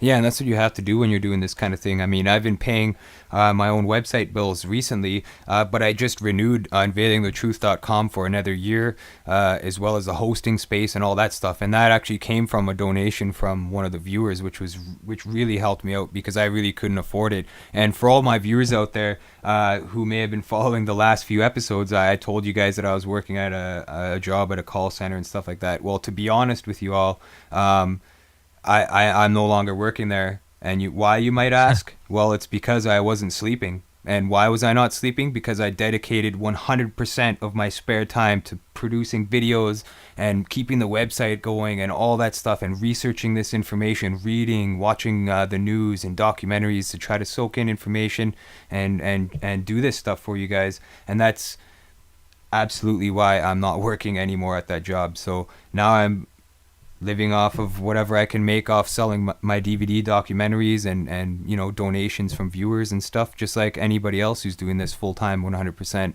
And I mean, it's I really hate money. I mean, we talked about this actually recently. I believe it was about a week ago. We talked about, like, I really do hate money and stuff because it does cause divisions and stuff. But unfortunately, the world is operated off money. You do need to pay your bills and buy food and stuff to live, and pay your internet bill and stuff. So it's quite expensive to live nowadays, definitely. Well, like I said to people, if you would stop and think about it, like I always get this, oh, I can't afford to help out. But you can afford internet and a monitor and a computer and everything. And I'm sure that most of these people that say stuff like that go down to 7-Eleven and buy a $25 DVD to watch and entertain themselves for 2 hours, right? Like a lot of people that write in and say that stuff. Like, I know there are people out there that are legitimately poor that listen to our content. I got a lot of people that watch it on iPads. And that's the only way they have to access the internet, is they have to go to some coffee shop or whatever with free Wi-Fi, and they sit there and watch our content. And that's really cool. And those people, you know what? Don't ever worry about giving me a dime. Absolutely. But if you can afford to go out and buy 3 or 4 DVDs a month, I think you can afford to buy a $3 membership to the site. And I say that stuff, and realistically, it's only 1 or 2% of the people that are even like that. The 1 or 2% that email you and they're like, how could you be charging for this, getting rich off the truth movement and whatnot? And then you've got the other 98% that are cool with what you do and they support you. They just don't generally say too much. So yeah, well, that's the thing, right? Like, one of the reasons why I hate money is because my whole life I've lived without it, and I understand that when you do make money, you got to pay your own bills, you got to buy your own food. It's very hard to survive nowadays because of the cost of living alone. And I understand 100% that it is hard for people to donate and purchase DVDs and all that kind of stuff, which is totally understandable. And that's why I hate money, actually, is because we do need that stuff. We do need money to be able to live, otherwise we'll die, and that's unfair to me, in my opinion. But well, it is. It's slavery, though, right, Mark? It's the invisible slavery grid. Yeah, you said it. They use money and these things that we can't see. It's funny. Somebody, I can't remember who it was that quoted it, but said, humans are a funny animal. They're the only ones that chain themselves with invisible chains. And that's true. We do. I look at people, I'm almost 40. I'll be 40 next year. And I look at people that I, went to college with, or I graduated high school with, or whatever. And I look at their debt loads. And these people are walking around with, a $400,000 mortgage, $200,000 vehicles, all these toys and TVs and all this stuff. And it's all on credit. And they're paying through the nose every month, and they barely have any other money left other than what they pay out in credit, just so they could have all these creature comforts that really don't mean anything.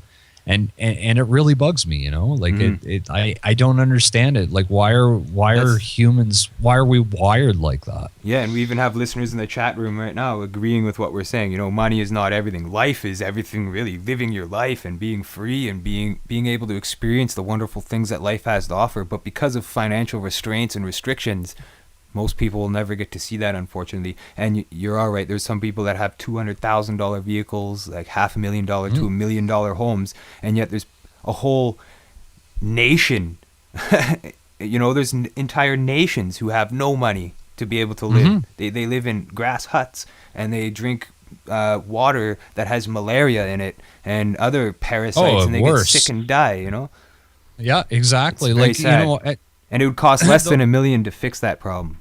That's what I don't get. Oh, yeah. That's the thing.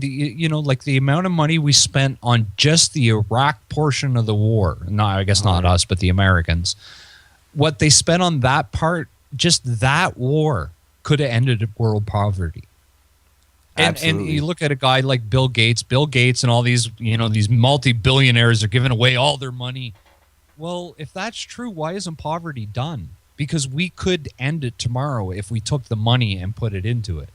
The reason that poverty is never going to useful control method, and as long as these pricks are in power, they're going to use poverty against us. That's what they're doing right now. You notice that after, like, I don't know about what your parents were like, but my parents were, the typical 2.5 kids with a white picket fence, system suckers that followed, they had the job and they wanted the car and the house and everything that went with it. And, they had to live in a certain lifestyle and they had to cut their hair a certain way and all this stuff.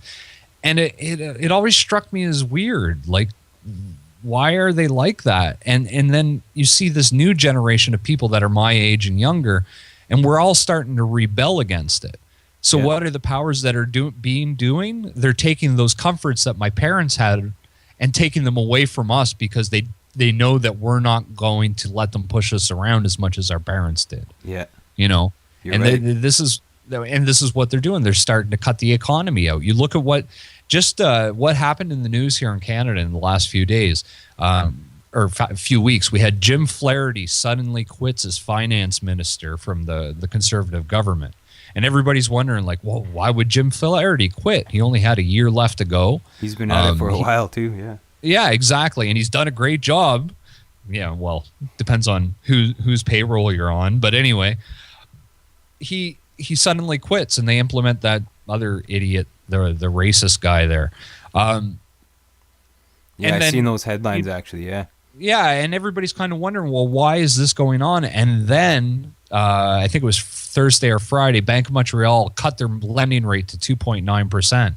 And then it made sense to me what's going on. They're starting a housing bubble in Canada. Actually, there is a housing bubble in Canada. I mean, what's a condo go for in Toronto? $1 million or something ridiculous? Vancouver, Toronto, and Montreal are retardedly expensive. That's interesting that you said that about BMO Bank of Montreal, actually. I mean, I could say something right now, but if I did, I'm sure that I would get sued big time because of contracts that I had to sign with my employers before and stuff. But I know I foresee things coming in the future in regards to BMO Bank of Montreal and other places like that because I've worked with it. I can't say on air actually because if it ever did get out, I would be sued. I would lose everything I have, which is nothing. Yeah, but well, see, that's the sad part, right? They throw you in jail for it. Yeah, they'll take blood from a stone. Really? Yeah. Oh, yeah. And they will. And that's the sad thing. Like, at least with me, I know what's going on for the simple fact I've been following it so long, and I knew it was coming because I watched the same thing happen in the U.S. and all of a sudden I started seeing them do it in Canada. And what they're doing, like, I know a guy that is going to school. He's a med school student. He's got 3 years of school left to go before he's a doctor. His wife works a job where she makes, I think, it was like $50,000-$60,000 a year. So they're living off that one income. They walked into the bank and filed for a mortgage. They walked out with $750,000 to buy a house with. They can't afford $750,000 at the rates the money they're making. Yeah, maybe when he's out of med school and he's a doctor, he can make that kind of money. But for right now, they can't even prove that they could ever own that, like, be able to afford to pay for that house if the interest rates change. Yeah. And that's what they're doing. They're setting up this housing bubble because much like the States, they're going to start taking the private property away from the low income because they don't want us owning property. And so this is a way to do it. Yeah, and it's blatantly clear that the inflation is skyrocketing. You could look at the price of bread nowadays. It's $3 or $4 for a single loaf. The housing, like to be able to rent an apartment nowadays, is insanely expensive compared to what it was just a couple of years back. I mean, it increases every year. Once one tenant moves out, the rent increases before the next one moves in, and that happens a couple times a year sometimes if they have a lot of tenants coming in and out. And we're seeing one-bedroom apartments sitting at about $800 to $1,000 now. Some you can still get for $600, $700, but those are really low-end places, and even that's expensive. I think for a one-bedroom single person living on their own. It is. Well, you look at what it costs to live here in Yellowknife. It's ridiculous. Like I pay. How is it there? The pricing. Oh, well, I have a townhouse because I have a family and whatnot, and I have to have quite a bit of space. And we're paying $2,000 a month just for our rent, and then we have to pay our bills on top of that. So wow. Yeah, what are the food costs up there? I heard up north it's really expensive for food and alcohol and any extras, anything that needs to be imported. Yeah, anything is expensive up here. What's the price on a case of beer up there? 24 beers. I couldn't tell you, man. I haven't bought a case of beer in 15 years. Oh yeah, because there's this place from these kids. Well, they weren't kids or teenagers, I guess, at the time. But I was going to high school and stuff, and these guys came down from Rankin Inlet, I believe it was, which is pretty far north. Yeah. And they told me they were paying $60 or $70 Canadian for 24 beers where they live. Oh.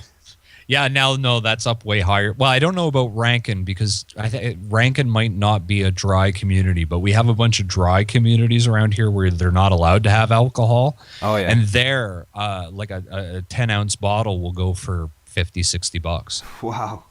And food's probably really expensive, too, up there. Yeah. Yellowknife's bad. The food costs are probably twice what you guys pay in Ontario. But the farther north you go, it gets way worse, way worse. When you're talking $10, $15 for a bottle of Cheese Whiz. And does it even itself out with your wage and hourly income and stuff like that? Not up there, no. If in any of the towns that there's mining, like Yellowknife, it does even out.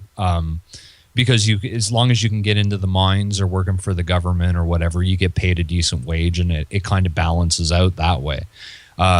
But if you live someplace like Rankin Inlet where there isn't really much going on, or Tuktoyaktuk, or there's a lot of these little communities where they're paying $15, $20 for a bag of fruit or whatever, and there's no real economy, and the only option they have is they have to fly all the way to Yellowknife to get on a plane here and go to one of the mines to work. So they fly to work every day? Not every day, every 2 weeks, but yeah, they fly in. They stay at the mine. You should see these places, man. I went up 2004. I was working for a cleaning company, and they had got a contract to clean one of the new buildings up at one of these remote mine sites, and they got me to go up. And dude, it was like a prison in the middle of the Arctic.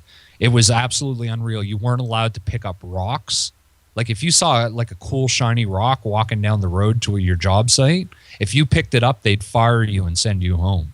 Huh. When you went in, you got X-ray, when you got out, they would X-ray you and make sure you didn't have diamonds on you. You can be strip searched, cavity searched. It was a prison in the middle of the Arctic. It was scary as hell, but they pay really good money, so a lot of people do it. Mm-hmm. Yeah, that's interesting, because one thing I'm noticing with the rising cost of inflation is the wages are going up, but a lot slower.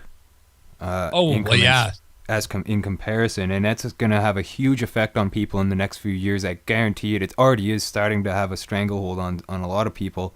And the lower income families are feeling it so hard right now. I feel so bad for people that are in a lot of my family live back on the East Coast, of course, and the East Coast was devastated. I mean, you guys in Ontario have it somewhat better than what they've ever had it on the East Coast. I've been there, and it's very low. It's very low end living. Even there's not a lot going on. It's a lot of the housing too. Apartments you can rent are dirty and run down, and yeah, everything's fallen apart. And if you do have money, you've sold your soul to the corporate, interests in the area. Because the vast majority of people don't have any money. Rates of like Oxycontin addiction are skyrocketing in those areas because there's nothing left. They've raped and pillaged the land, and now they shut everything down, and basically they're giving the people that live there the option of either you live here like a scrub and not have any money and wonder where your next meal is, or you get on a plane, you come out west and you mine our toxic tar sands to make money. Yeah. Absolutely. And a lot of people are doing it because, you got a family to feed. You get in the truck and you go to, Fort McMurray and you work your month-long shift in the toxic waste dump that's going to give you cancer. And you go back east and live like a king on all the money you're making out west. Yeah, that's what makes it hard for some people to work nowadays too, especially when you become aware of what's going on the bottom levels and the upper levels, all that stuff. You actually, Vinny Eastwood, I had an awesome interview with him last week. He came on the show and he broke it down exactly to a T, precisely. I couldn't have said it better than this guy did. He blew me away by saying this too, because he took the words right out of my mouth. He said he's got employer phobia, which means that he's got a fear of working and having a boss, especially when you're going to be working for some corporate company that's not going to care about you as a human being. They just want your labor, and they're going to pay you very little for the work you do for them and stuff like that. A lot of people are starting to get this mentality, and they're starting to withdraw from working jobs and stuff like that. That's one thing. But another thing, these people... there is a lot of drone workers out there, I guess you could say, who aren't thinking about what they're doing. They're doing it to make money for their families and stuff. And the same, a good example of this would be like the police state and the paramilitary troopers of certain countries. You're being paid by your government to have a gun and to shoot protesters, to kill people who are fighting for a better future. And these people are doing it to make an hourly wage in a paycheck, and they're in uniform for the government. They're like the mob for the government, doing their job. That's what they're doing, right? They're saying they're working their job, and they're going to kill you if you protest this. These people have to really think about what they're doing in their little brains and say, I got to put this gun down and join the protesters and say, okay, peaceful change. We could do this. Well, see, and that's the problem with a lot of the protest movements that are out there now, is they've been so co-opted by these agent provocateurs. They get out and you've seen it in the G20 riots in Toronto, the smashing, everything, the smashing windows. They burn a cop car as the cops back away and let them do it. We've seen it in Montebello when they had the cops, the cops dressed up as protesters, and the guys from the labor union actually caught them because of their boots were the same as the cops. Yeah, and they figured out that they were cops. This is the stuff they try to do with protest movements, and that's why protests generally don't work. They're generally overridden by the agent provocateurs and people with nefarious purposes for the group. You go back in history, even in like the Jacobin revolution in France. After it was over, they hung all the rebels. These people that just fought and won this revolution. They turned around and hung them and implemented new people into charge. Well, that just tells you like who actually controls revolutions, right? Another one is the American Revolution. People point to that as like it's some great thing that happened, and it really wasn't. It was just one group taking over from another group and doing it somewhat. They were smart in the way that they said every man could have a freedom, but they never stopped to say, well, unless you're a slave, right? Like don't tell you that. No, and America wouldn't exist if it wasn't for slavery. There was no way that it would ever work, and that's this not just whole world wouldn't slavery. exist if it wasn't for slavery. The modern corporate world, definitely not. Exactly, and that see, this is the thing is we look at slavery in the Americas as being primarily it was black slaves taken from Africa, brought over and like beaten into submission.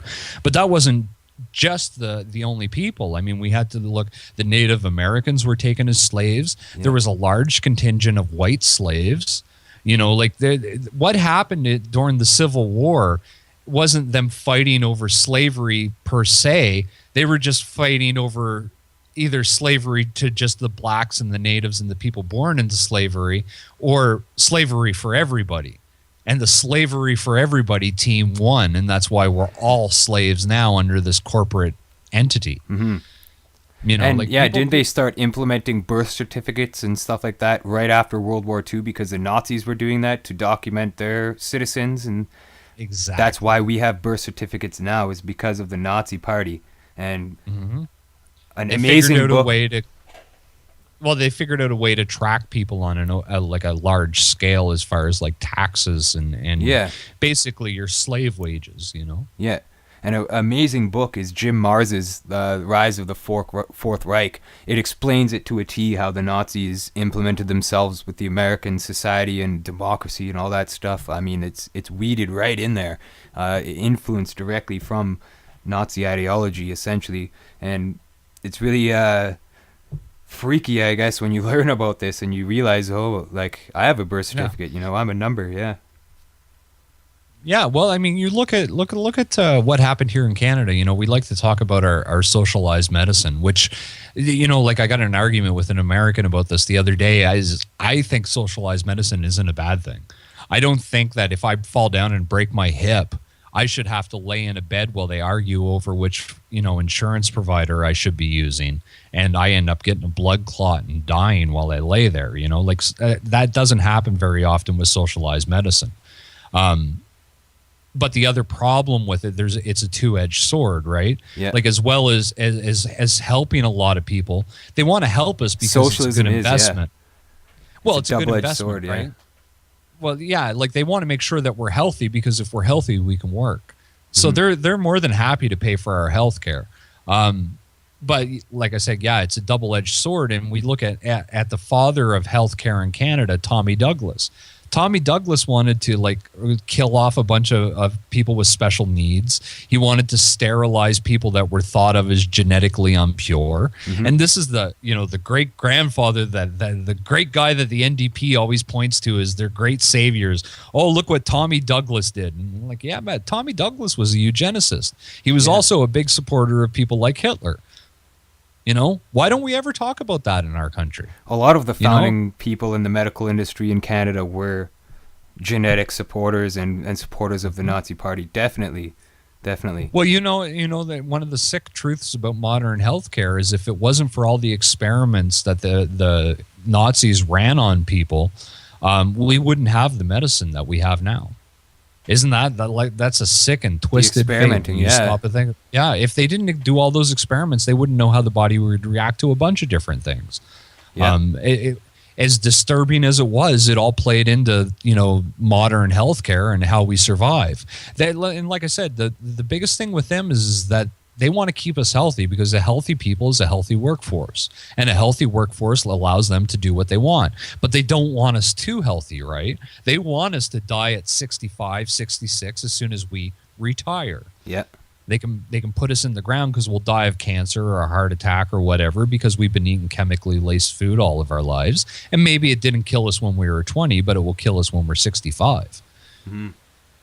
It's all comes back to eugenics, man. Yeah, absolutely. And Dr. William Hutton was the person who first put fluoride in the drinking water in Brantford, Ontario, and he was a Canadian eugenicist. He was part of the actual Eugenics Society of Canada. So all these people that are, and he was a major person in the medical industry as well, definitely, and all these people in Canadian history that definitely were eugenicists, and that's disturbing. I'm sure a lot of doctors nowadays are the same way. You know what I mean? Mm-hmm. Well, and see, the thing is it's not so much that they've sold off or come under control of some nefarious group. They've been sold an ideal. Yeah.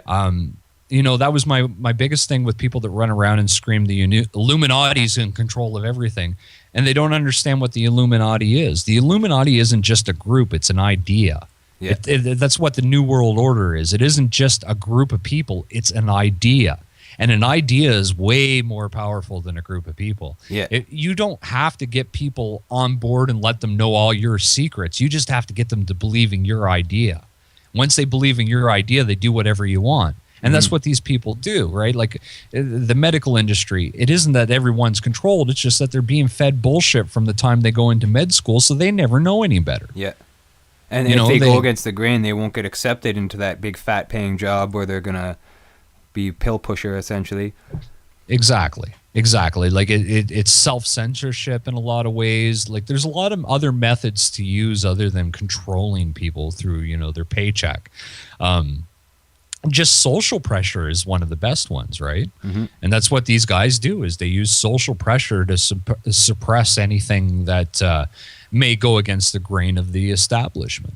Yeah, and I think, like the New World Order, a lot of people actually do refer to it as a group of people, but that's not what the New World Order is. The New World Order is an idea, like George Bush said. It's an idea. It's a plan. It's an big event. Idea. It's a new world event, order. Essentially. It's not a group of people. It's actually the idea. It's their goal. It's their agenda, the New World Order. The group of people behind it are a variety of people. Secret society members, people that are high ups in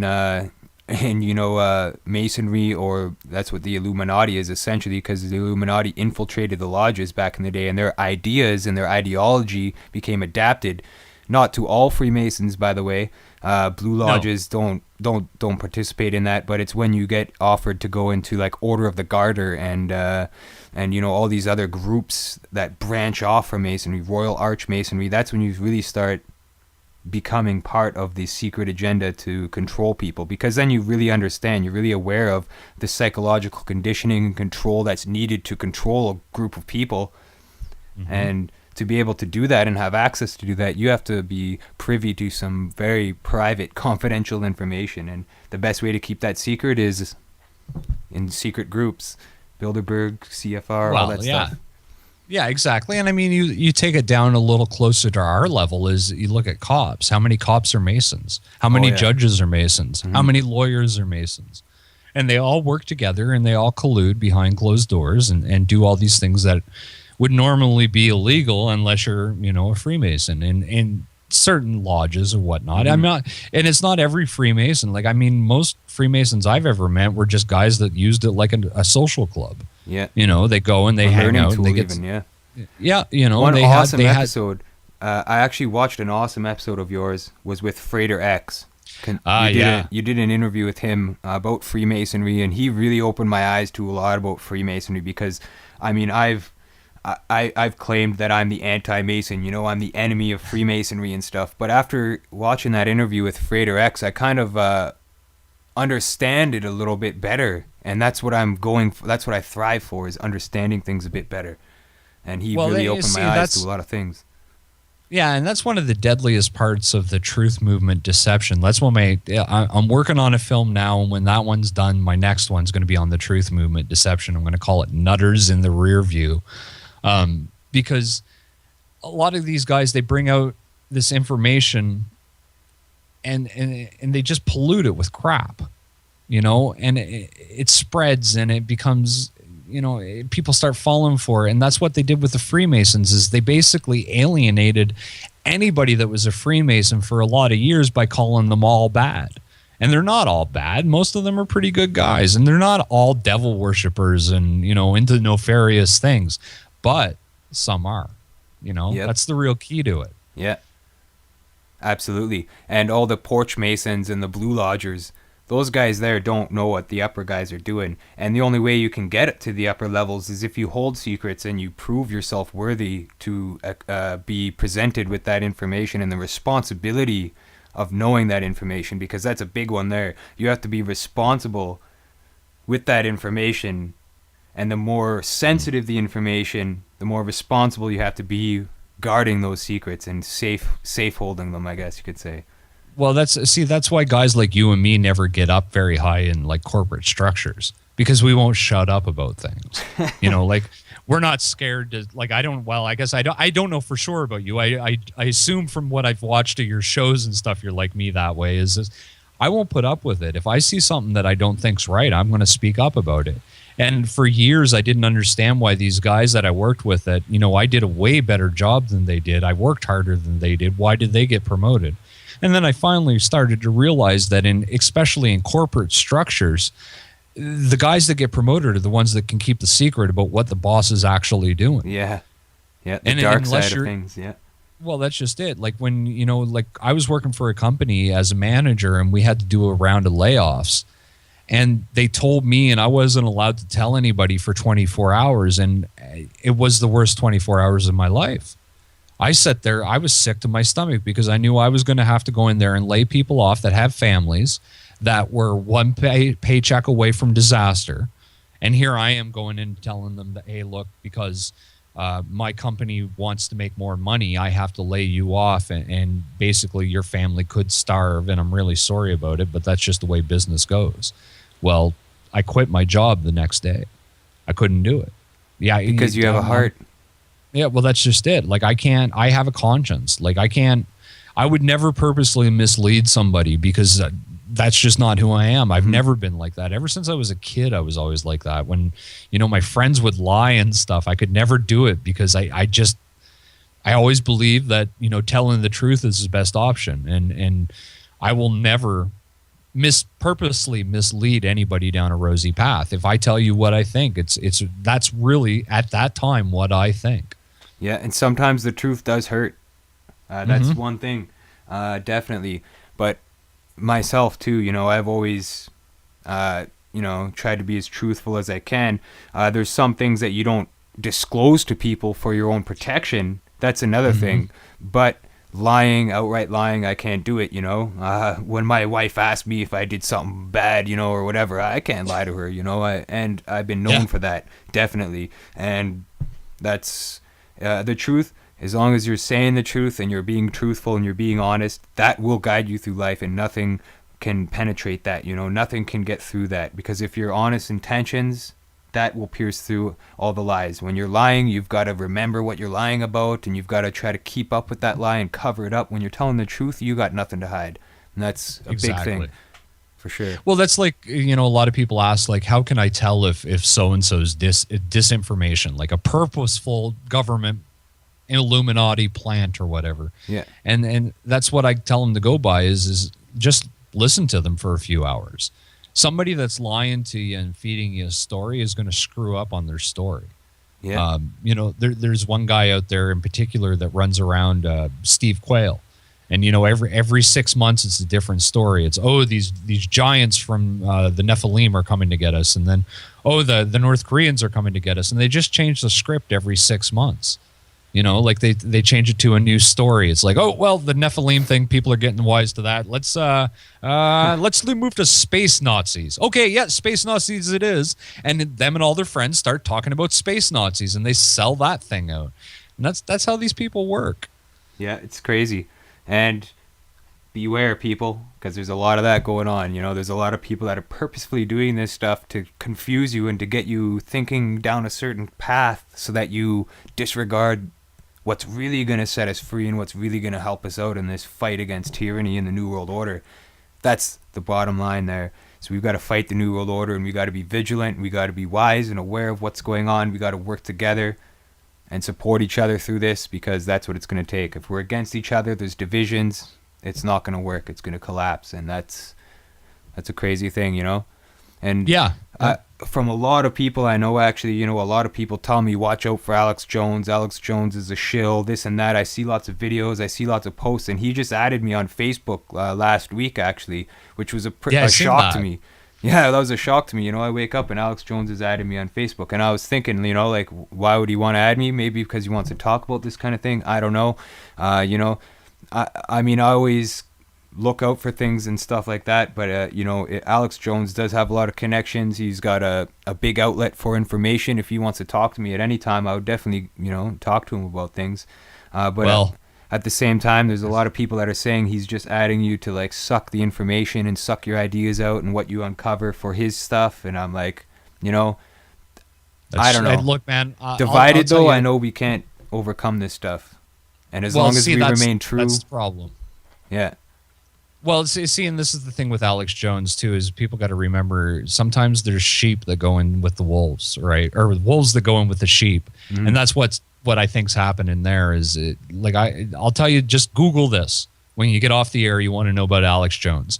Google Austin Gun Rally. I seen that yet. Austin Gun Rally. I seen that yet. Google Molly Stratfor. I know Molly that too. Maroney and Stratford. I know that too. And, I looked it up. and Google about the Gray family. And if you Google all three things, those things, and you can even go watch one of my films. The very first film I posted on my YouTube account was called The Truth About Alex Jones and Bill Cooper. Go watch that film. And then you can go dig up the interviews and everything yourself and go down that rabbit hole if you want to know about Alex Jones. Yeah, I definitely did research on this. I definitely looked into Alex Jones a while ago. And, I do have I wouldn't say they're questions or concerns really. I mean, I've noticed a few things, like the gun rally and all that stuff. And he is the biggest name in this kind of thing, for broadcasting. He is the biggest name. He is the top dog, I guess you could say, because a lot of people know of him, and he's been featured in movies and all sorts of things, anyways.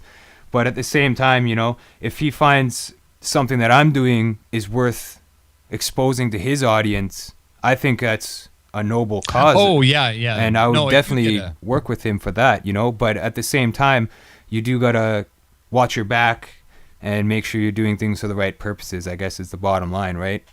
And well, yeah, like I always give the new guys advice of just pick your friends very wisely in this community. Because if you're not careful, they're going to steal everything that you've got from them. I found that out the hard way with a big IntelliHub type website that went and stole a bunch of my content, put their name on it, marketed it themselves. It was a real slap in the face. And then I got to find out that happens actually a lot with the big websites. Mm-hmm. Actually, you know what? Though we are out of time. I got to say it was an awesome conversation. I got to thank you for coming on the show to do this interview. We covered so many awesome topics. I think we were all over the place, but it was very informed, I think. So I do thank you for coming on the show, Rob, and everybody out there listening, check out Conspiracy HQ for lots of good videos and some of Rob's work. Definitely he's got a lot coming forth, and as well subscribe to Unveiling the Truth, like the page on Facebook to keep up to date with new broadcasts. So Rob, thanks for coming on the show. It was an awesome conversation. Oh, thanks for having me, man. It was a really good time. Indeed. And together we'll battle this New World Order scum.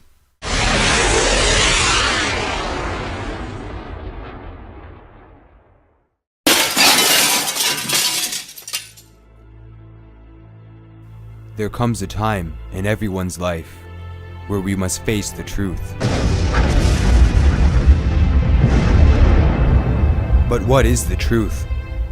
Did existence really begin with the Big Bang? Is what we've been taught in our history books some sort of fictional reality? It's hard to find the truth in a world full of lies. However, we do have the strength within us to find the truth, to unveil it, and present it to the world for what it really is. It's your world, your reality, your truth.